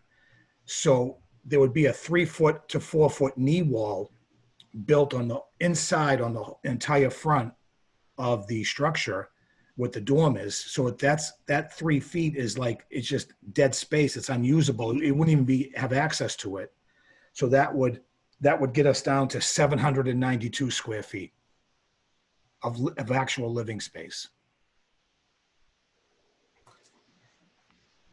And I would make sure the architect, when she did the design, that it would be no more than 800 square feet. But with my measurements, I believe we'd be under 800, just under. So Roger, this is Jen. That gets approached two different ways. Sort of that, is it the living space, like the physical footprint of the apartment, or is it the footprint of the building where the apartment is occupying?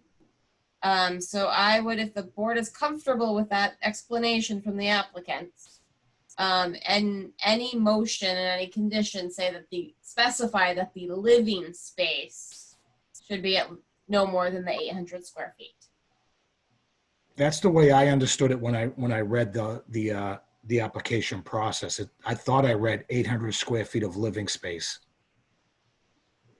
It does not specify living space verbatim. It says the size of the accessory apartment shall be a maximum of 800 square feet. Oh, okay. Yeah, without being able to see what the configuration of the apartment is, I feel very uncomfortable approving this.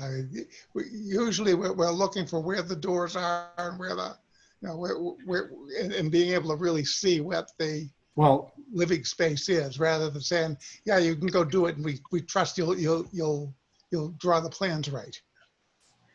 Well, I mean, I was going to go to an architect first, and after speaking with Jim, he said if you just draw up what it's going to look like, save yourself some money. Like you can see, there'd be a stairway off the right side of the gable end, and also we would have access to it from the garages. So you come home with groceries, you walk up the stairs. So they would, and then there'd be access to the house through the breezeway. I mean, I didn't think I had to draw up like a floor plan, like where the bedroom's going to be, where the kitchen's going to be. I mean, honestly, I thought that was like irrelevant right now, because I showed stairs on the right side. You would have access through the breezeway, up above the breezeway, raising the roof, and there'd be access through the garage. Because, I mean, you come into the garage at night, you close the door, you walk up to your apartment. This is Sandra. I had a question. So you're going to keep the 3 garages. So 1 garage will be used by the accessory apartment and 2 spaces will be used by the homeowner? Right now, there's only a single car garage. We'll be adding the 2-car garage to the right of the single car garage. Right. So the single one that's there now, that'll be part of the accessory apartment? Above it will be, yes. But Above. not below is their garage, my son and daughter-in-law. And then the added 2-car garage would be for my wife and I, so there'd be no extra cars on the property. They'd be inside. And then so the accessory apartment is really on the 2nd floor, like above all the garages? That's correct. Okay. Yep.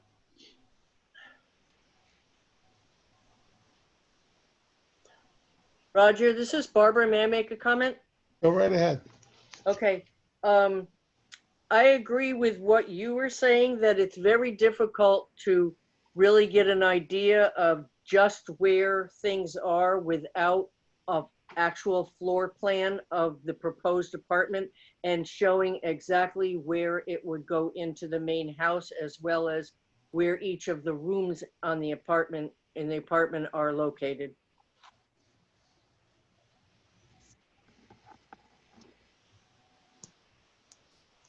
The other problem that I'm having is that according to the regulations, the design of the accessory apartment shall be such that it would be readily adaptable to conversion into part of the primary dwelling. If you're talking about this sort of the connection to the, can you describe again how you're planning on connecting the accessory apartment to the primary dwelling? Absolutely, I can. If you're looking at what Jim has up on the screen right now, the left side is the existing house. That's the house. That's the 3-bedroom home.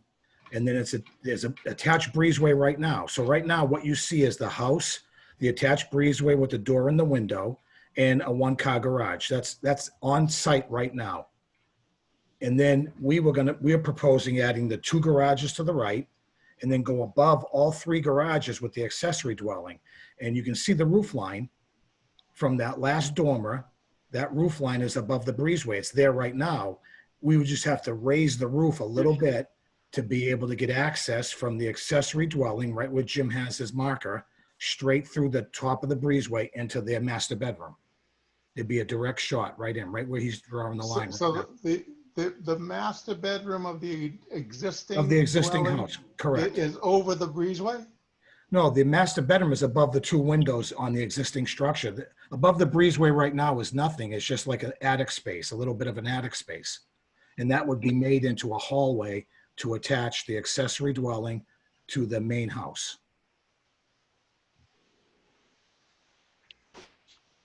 This is Sandra. So you're gonna install stairs in that breezeway now that would go up into? So you have, so that you don't have a direct access then from the main house to the. Yes, I do. Yeah, I mean, the main house, right up above the 2 windows. See how that is? See what Jim's showing right now? The attached breezeway right there. Yeah. Okay, so above that breezeway is going to be a hallway, which goes right into their master bedroom. Because their master bedroom's on the 2nd floor of the existing dwelling. It'd be the same height as our accessory dwelling. So you would open a door right where Jim drew that line there. You open a door and walk directly into their house above the breezeway. So it'd be a hallway just for access. Right, so they'd have to go into the main house, yeah. Yeah, it would go into the main house. Their master bedroom runs front to back where Jim is showing you right now, right there. That's their master bedroom. So we'd have a closet door and you would walk through the ceiling of the breezeway into it'd be a straight shot with no stairs or nothing, right into the accessory dwelling. So they're only exterior, like right to the exterior would only be one exit, and that'd be that new stairs you're proposing on the other side. That's correct. And also I didn't draw it, but there'd be stairs from inside the new 2-car garage up to the accessory dwelling. So, it's like you come home at night, you don't want to go outside the garage and then go up those right stairs. So you'd have 3 exit or access points: the stairs on the right side, inside the garage, and the breezeway. So that'd be my, yeah. Is that you, Larry? Yeah. Go ahead, finish, Sandy. Oh, I was thinking that really wouldn't be something I'm in favor of, having in that new 2-car garage, the stairs that go up to the accessory apartment.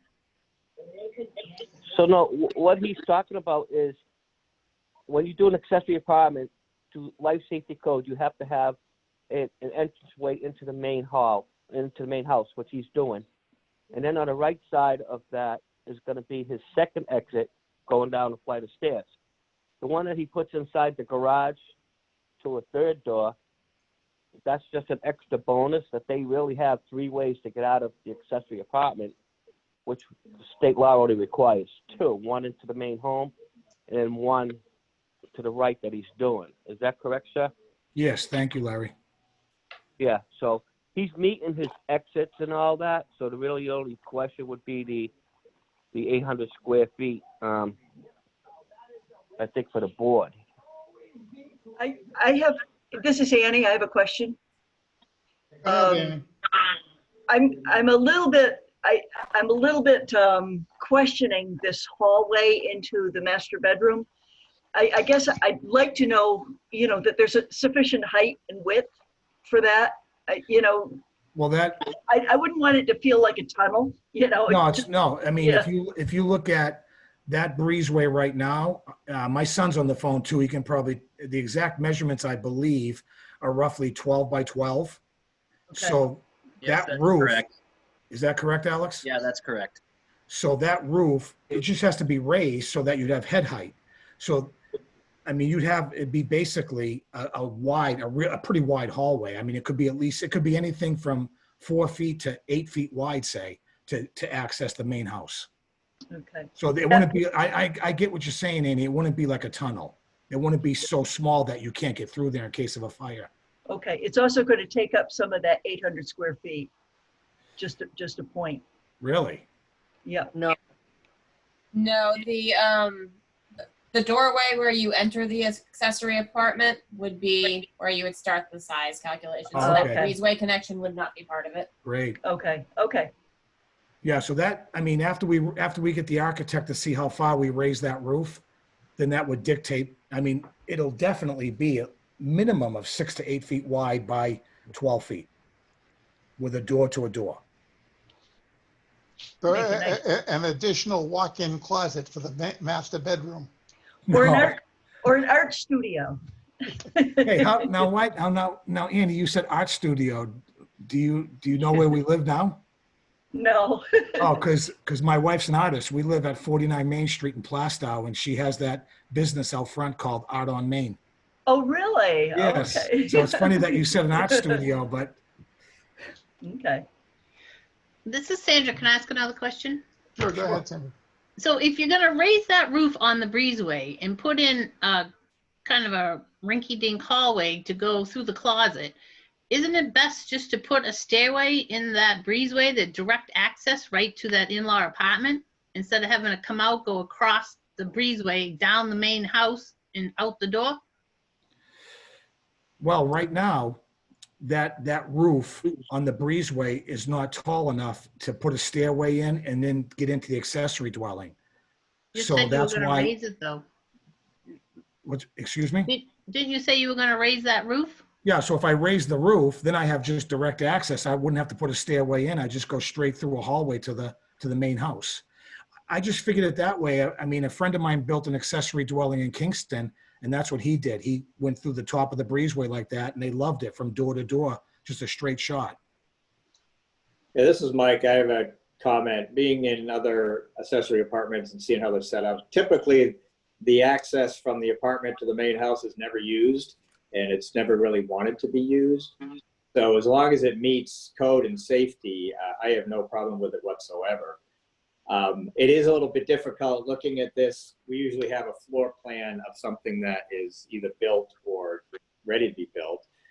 I'm not sure how we move forward. One thing I'd like to at least get from the board for the applicant is to confirm our opinion that the 800 square feet is livable square footage, not footprint. I know in other accessory apartments we've approved that are already built, we just look at what the livable space is. So I think we can at least move forward with that.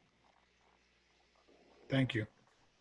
Well, the regulations do not specify. I mean, it says the size of the accessory apartment shall be a maximum of 800 square feet. Doesn't refer to it as being livable space or unlivable space. I guess some of the questions about what you said about this knee wall is, if it's knee walls that have access panels that you can use for storage, then it's part of the apartment. If they're just blocked in space, maybe they're not. I mean, when you put an apartment or you put any room above a garage where the roof line starts at the top of the garage, which is your floor in your accessory dwelling or in a house, I mean, you couldn't even walk or even sit like 3 feet, 4 feet away from where the existing rafters would go up on the start of the roof, because it's just a weird triangle there. So basically what you're saying is that area in the front is the attic of the garage. Basically that, yeah, I mean, if you want to look at it that way, yes. Because you'd have to crawl it. I mean, if you were laying on the floor in the accessory dwelling, you'd bump your head if you moved it up like 2 feet if you tried to get all the way over there. I mean, it wouldn't even look right in any kind of house. Yeah, Because I mean, if I tried to do a full wall and then come up the roof off of that, it would just dwarf the house, and it just wouldn't even look aesthetically pleasing. So you'd put a whole complete second floor on those garages. See, off the back, you put a full dormer, which the house has now. So that from the back of the house, it's going to look like an extension of the house, a full dormer on the back of their house and a full dormer on the back of the 3-car garage. But on the front, same thing happens with them. Their roof line comes all the way down, and they have a knee wall in their house now. So I don't want to dwarf their house by, you know what I mean? Right. I want to keep the same roof line, we're going to add a couple of dormers, I believe, too, to the existing structure to make it look aesthetically pleasing, because their house don't have dormers on it right now.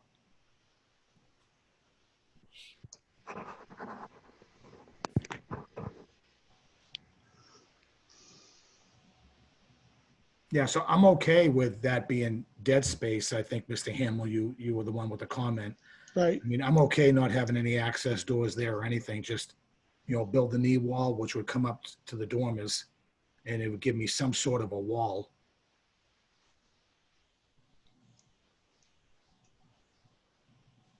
This is Alex here too. I'll just state, with the existing structure, the main house, we do have that knee wall, and there is no access to that. So that is technically attic space currently on the existing structure.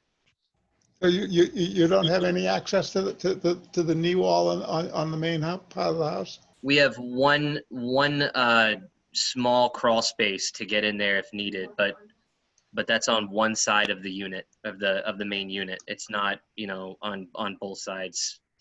Right. So it's just to have, if you need to do something in the attic. That's correct. That's correct. Okay. Yeah, to get those mice that run around up there. Yeah, I mean, I didn't know I had to draw like a floor plan, but I mean, basically, I could probably say that like over the 2-car garage would be the kitchen and the living room and the bathroom. And then over the existing 1-car garage right now would be the bedroom. So the bedroom would be the access, the closet door with the access through the top of the breezeway to the main house. That's how I believe we would set it up. So you said if the square footage, correct. So the 1-car garage is 16 feet wide? It's 16 by 24, yes. Okay, so the 21 you have marked there, that would be not counting the 3 feet that's in the. Correct. You can see how I drew the slotted Right. line that Jim's Okay. showing you right now. That would be the Right. knee wall. So instead of being 24 wide by 24 deep, or whatever it is, 21 deep, 22 deep, it would only really be up the top. It would be basically, I think I put it as 24 by, I think, what did I put there, Jim? 19 or 18? That's 19. 19, right. 19. Right. Yeah, and the total square footage would be, I believe, 792. But I mean, if we do this and build it, it would definitely be 800 or less, because I know the rules. And I'm sure a building inspector would be checking all of that.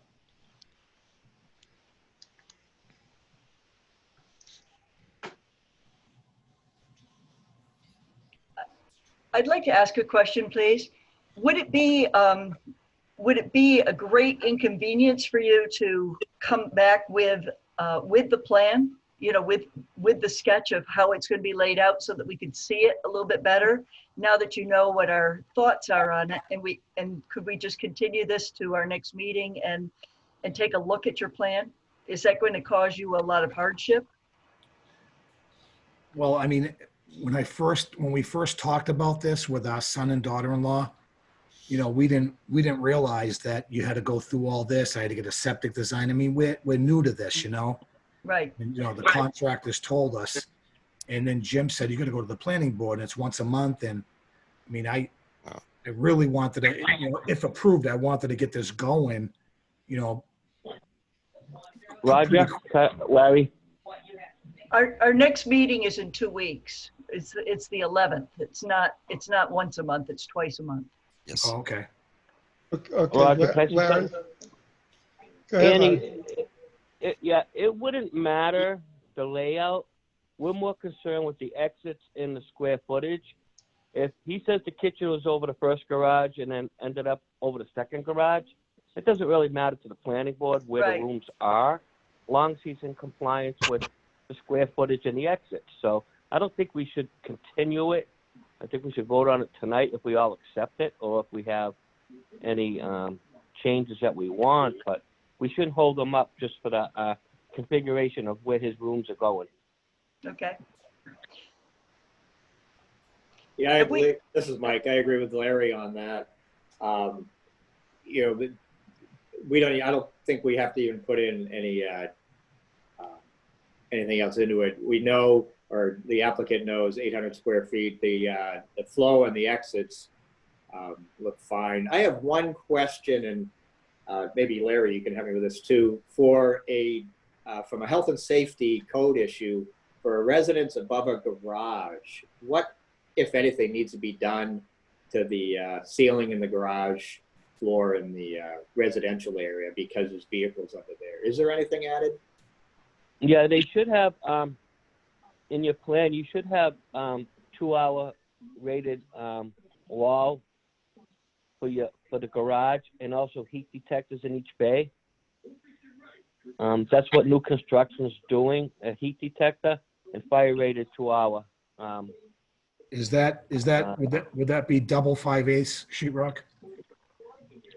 You know, I'm not in construction. I know it has to be 2-hour rated firewall. Yeah. And when whoever's doing your contracting work, if you're They doing would it know. yourself, Yep. yeah, they would know what they need. Right. And so that would probably mean 2-hour doors too in the garage to any living space. Yes. Yep. Yep. Mr. Chairman, have we taken jurisdiction of this yet? Yes. No, Okay. No, you have not. I don't think we did. no, we haven't. I'd like to move that we take jurisdiction of this application.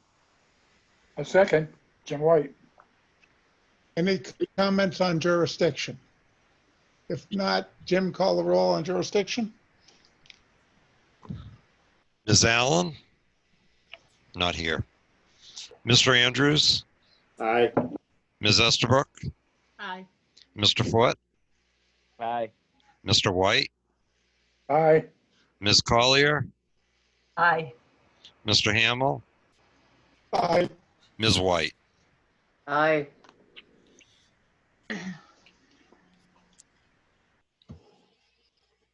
Okay, any additional comments on the application? Sandra, I still have one. I'm still hung up on the access to the main dwelling.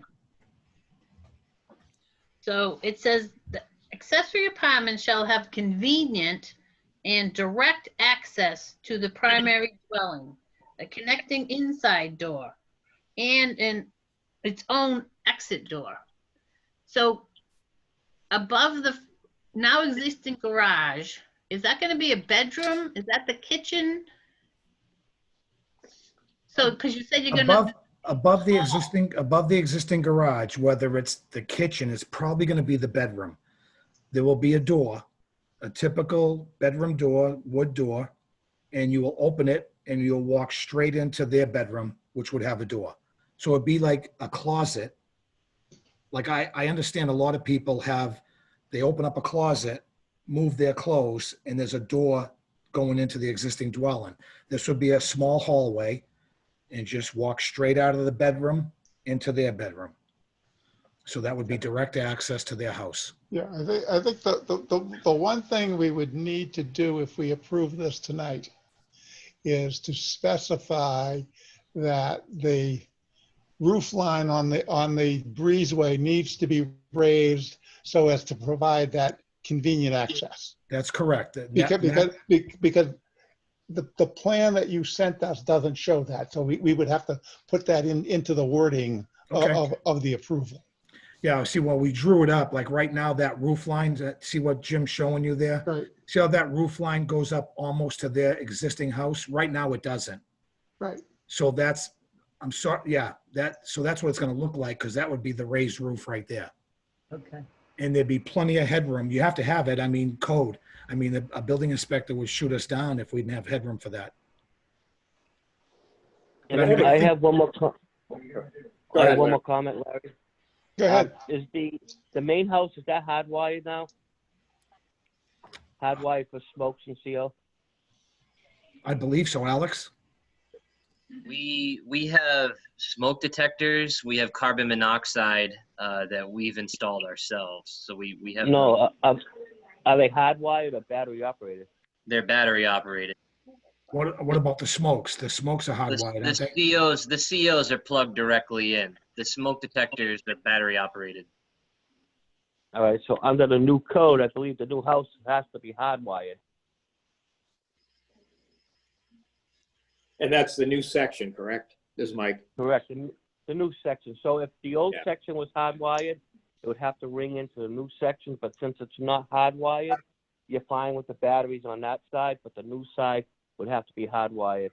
Even though it's all one floor, you're probably only talking one CO fire combo, so two of those.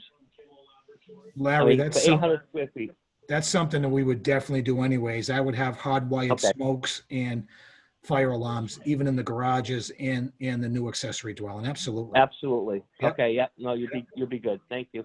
Yep. Thank you. Hey, this is Mike with another question. Just, do we require occupancy permits for these apartments before new construction like this? Okay. Yes. Absolutely. Yes. Okay. So that's going to cover a lot of these concerns. Yeah, that's what I mean, if I'm approved and we pull the building permits, I mean, the building inspector is going to be there every step of the way through frame, through wiring, through plumbing, everything.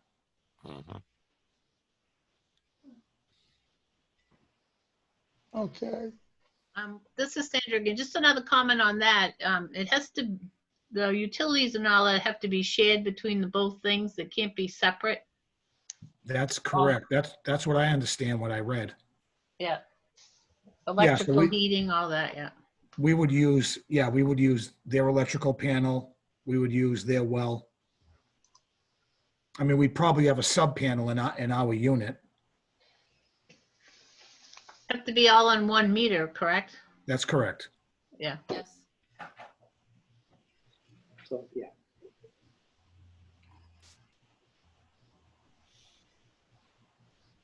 Okay, does anyone in the public have any comments?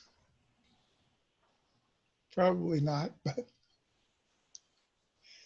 if not, does someone on the board want to make a motion?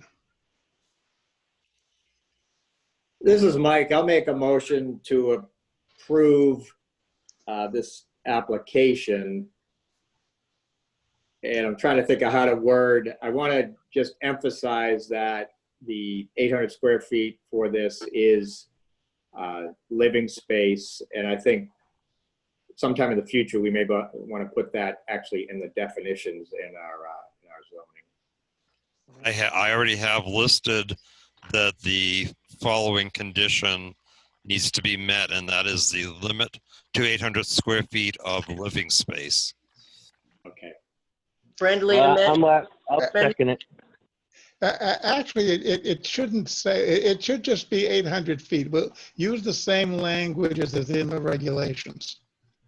And because the attic isn't part of the apartment.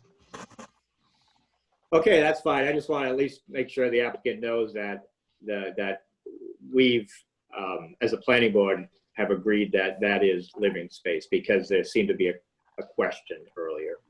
And I think there was a friendly amendment. I heard somebody. Yeah, this is Barbara. And Roger, you wanted to make amendment that the roof line on the single car garage, I mean, on the breezeway needed to be raised to accommodate the connection? Right. Correct. Okay, that. But that's going to be code anyway. And that is shown on the drawing I have here. The yellow area is the area that he is going to have to elevate. Yes. The present breezeway is, the white area is about the height of the present breezeway. Do we have that somewhere? Yeah, it's Wait in a the second. application. Let me get the, there's a, I apologize because it's,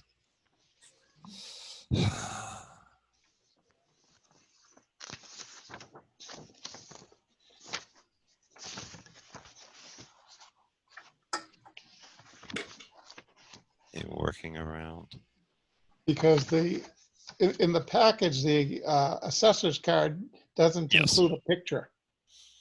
It does. However, that page did not print out and my computer is having a problem getting into Avatar, where these sheets come from. Uh-huh. And I did not realize it. But presently you have a roof line here. It drops down for the breezeway and comes across, and the garage roof and the breezeway roof are approximately the same height, which is down here. Okay. They will have to rip off this entire section of roof, the roof off the breezeway, and build it up to the same height as the existing home. Pretty close to that, Jim. Whatever we need for the height. Aesthetically, if it stepped down a little bit, it would look a lot nicer from the street. That's not my problem.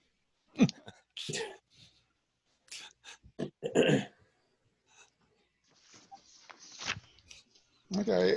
Any other conditions that we need to put on this?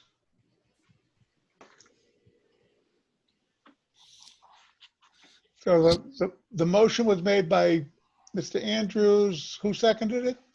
I'll second it. Annie. Any further discussion?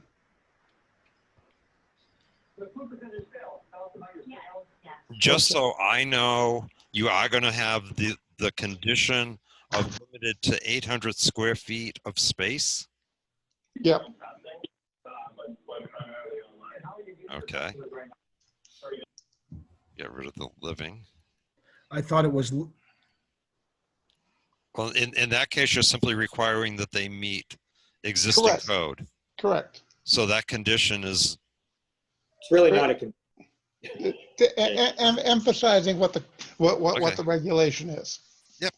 okay. but that takes into account the knee wall as dead space, correct? Correct. Okay. And thank I think that if the building inspector raises questions about that, it should be reflected in the minutes of the meeting that we spoke about that. That's what I was double checking, so I know. Because remember, I have to That we write the notice. consider that the area behind the knee wall is attic space and not part of the apartment.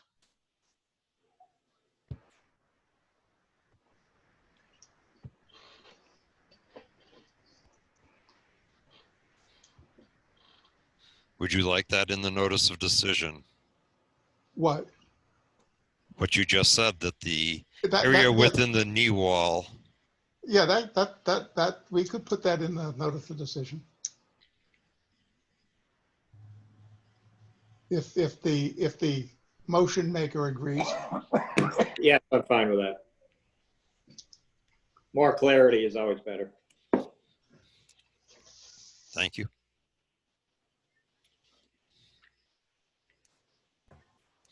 Anything else we need to talk about on this one? If not, Jim, when you're ready, call the roll. Ms. Allen, I think it's an interesting idea. I'm trying to figure Ms. Allen,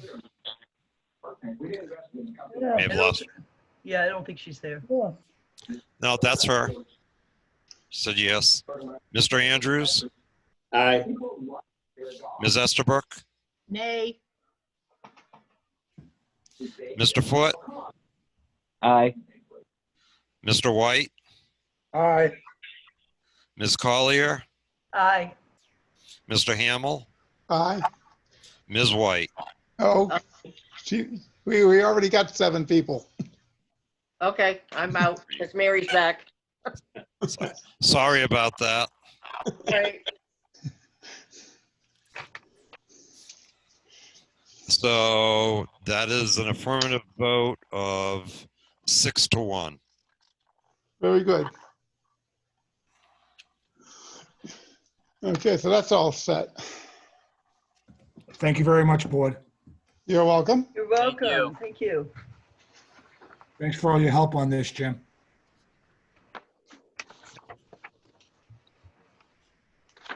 Okay. Next item is the NEPA manifest. I'd like to move to approve them. The okay. Yeah, the manifest that Jim has on the screen is slightly different than the one that you got in your email. The transcription error.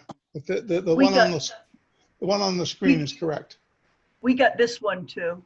So I'd like to move that we approve the second manifest that we got, the corrected manifest. Who seconded that? By Larry. I'll second it, Larry. Yeah, so it's to approve the one that's on the screen.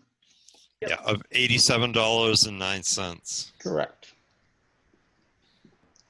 Okay, call the roll, please. Mr. Hamel, Aye. Ms. Estabrook, Aye.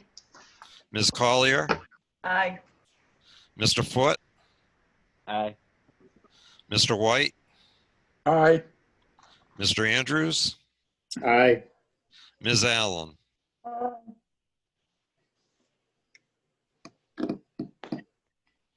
That is unanimous. Okay, next on the agenda is the minutes of the July 14th meeting.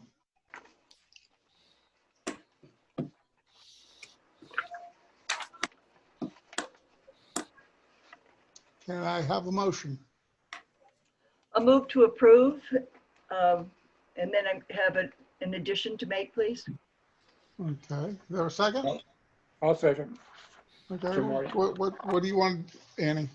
I'd like reference to the discussion about rotation of alternates.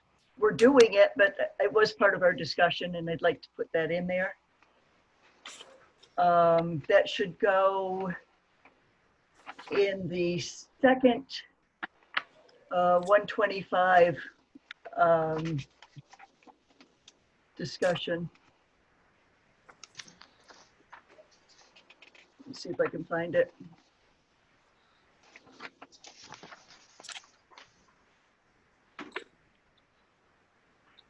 Yes, it's number 4.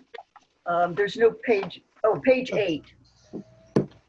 Page 8, where it says Vice Chairman Estabrook appointed Ms. White as a voting member in place of Mr. Hamel. She then called the public hearing to order at 9 p.m. and read. Following that, Mr. Foot noted that there are 5 alternates and that we should be rotating alternates. And it was not voted on, but agreed by discussion.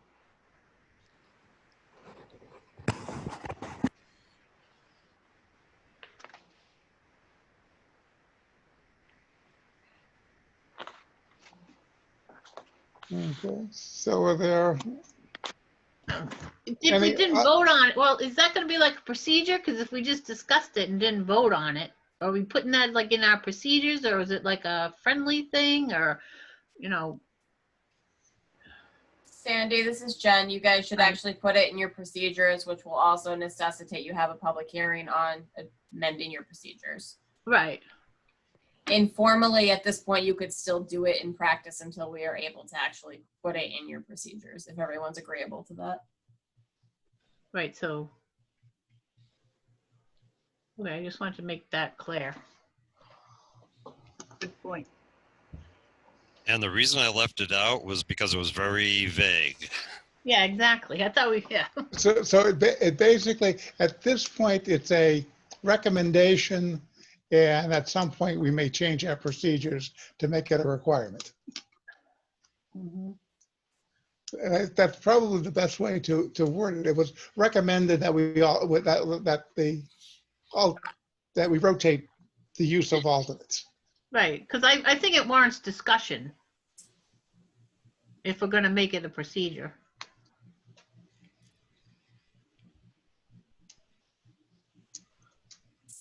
Thank you. So are we set on the minutes? Jim, you know what needs to be done? I have The an correction? idea. Okay. Thank you. So we're going to vote on accepting the minutes with the one addition that Ms. Collier had asked for. Can you call the roll? Mr. Hamel, Aye. Ms. Estabrook, Aye. Ms. Collier, Aye. Mr. White, Aye. Mr. Andrews, Aye. Ms. Allen,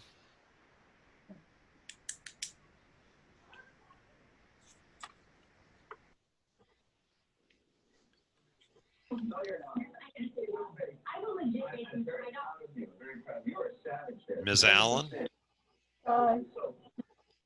Thank you. And I'm not certain, is Ms. White still voting? No. No.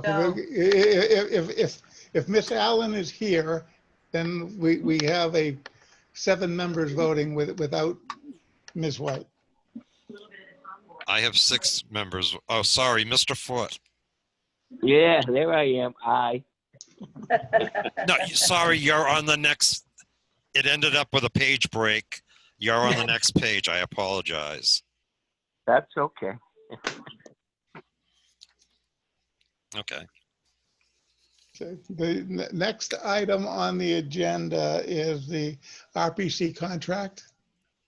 I suppose we should start off by thanking Jen for working for a month without a contract. You're welcome. Thank you, Jen. Thank you. And I charge overtime. Just kidding. She has actually been doing a yeoman's job.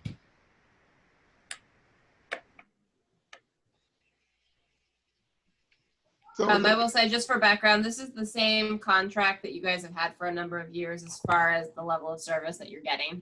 Our rates are the same as they were last year. yeah, I was gonna say the rates didn't go up this year. No. No, so the rates are voted on in September traditionally by our board. So for the next contract, my guess is that they will go up a little bit. We generally only go up $1 or $2 every year or so. So there will be a slight increase likely next year, but for July 1 to June 30th of next year, this is the contract. And pretty much everything is the same as it was for last year. It is exactly the same as it was for last year. Okay. I'd like to make a motion to approve the contract as written. Second. Hi, Larry. And now this contract is one that, seeing that everything's in the budget, I just sign it, right? Yes. Correct. It's just up to me to sign it after we vote to approve it. Okay, so Jim, will you call the roll? Mr. Hamel, Aye. Ms. Estabrook, Aye. Ms. Collier, Aye. Mr. Foote, Aye. Mr. White, aye. Mr. Andrews, Aye. Ms. Allen. Aye. That's unanimous. Very good. Do we have any correspondence? There was one email that came in just as I was starting the meeting from Mr. Ravenscraft regarding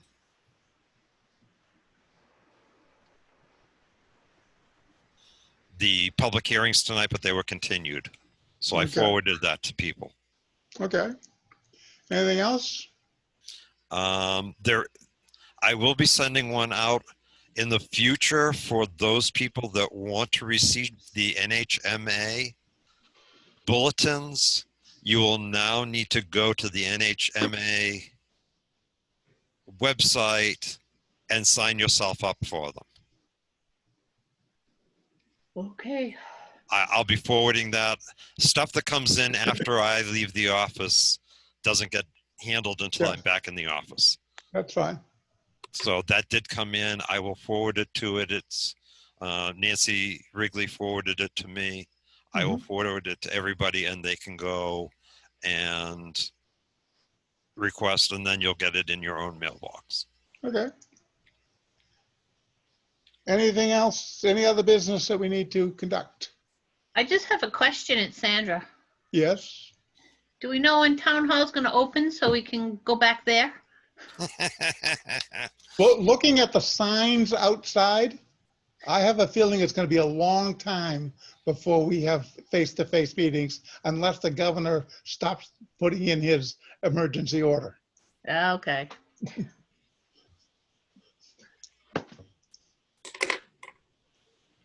Just think of all the mileage you're saving. I know, huh? It's so far to get to town hall. For what it's worth, you guys get more technical assistance from me instead of paying me to drive to Newton. Think of it that way. Yeah, There we that's go. true. Yeah. Very good. Have you guys figured out that it may be more than a year before we see each other face to face? In which case, Mr. Hamill, you may want to make a telephone call to me. Uh-huh. Just so we can discuss how tonight went. Okay. If nothing else, is there a motion to adjourn? The chair So makes moved. it. Yeah, and actually at 9:19, we have completed our agenda, so a meeting is Yay. adjourned. Yay. All right. Thank you, everybody. Good night, Thank everybody. you. Good night, Good night, everyone. everyone. Night. Okay. Night.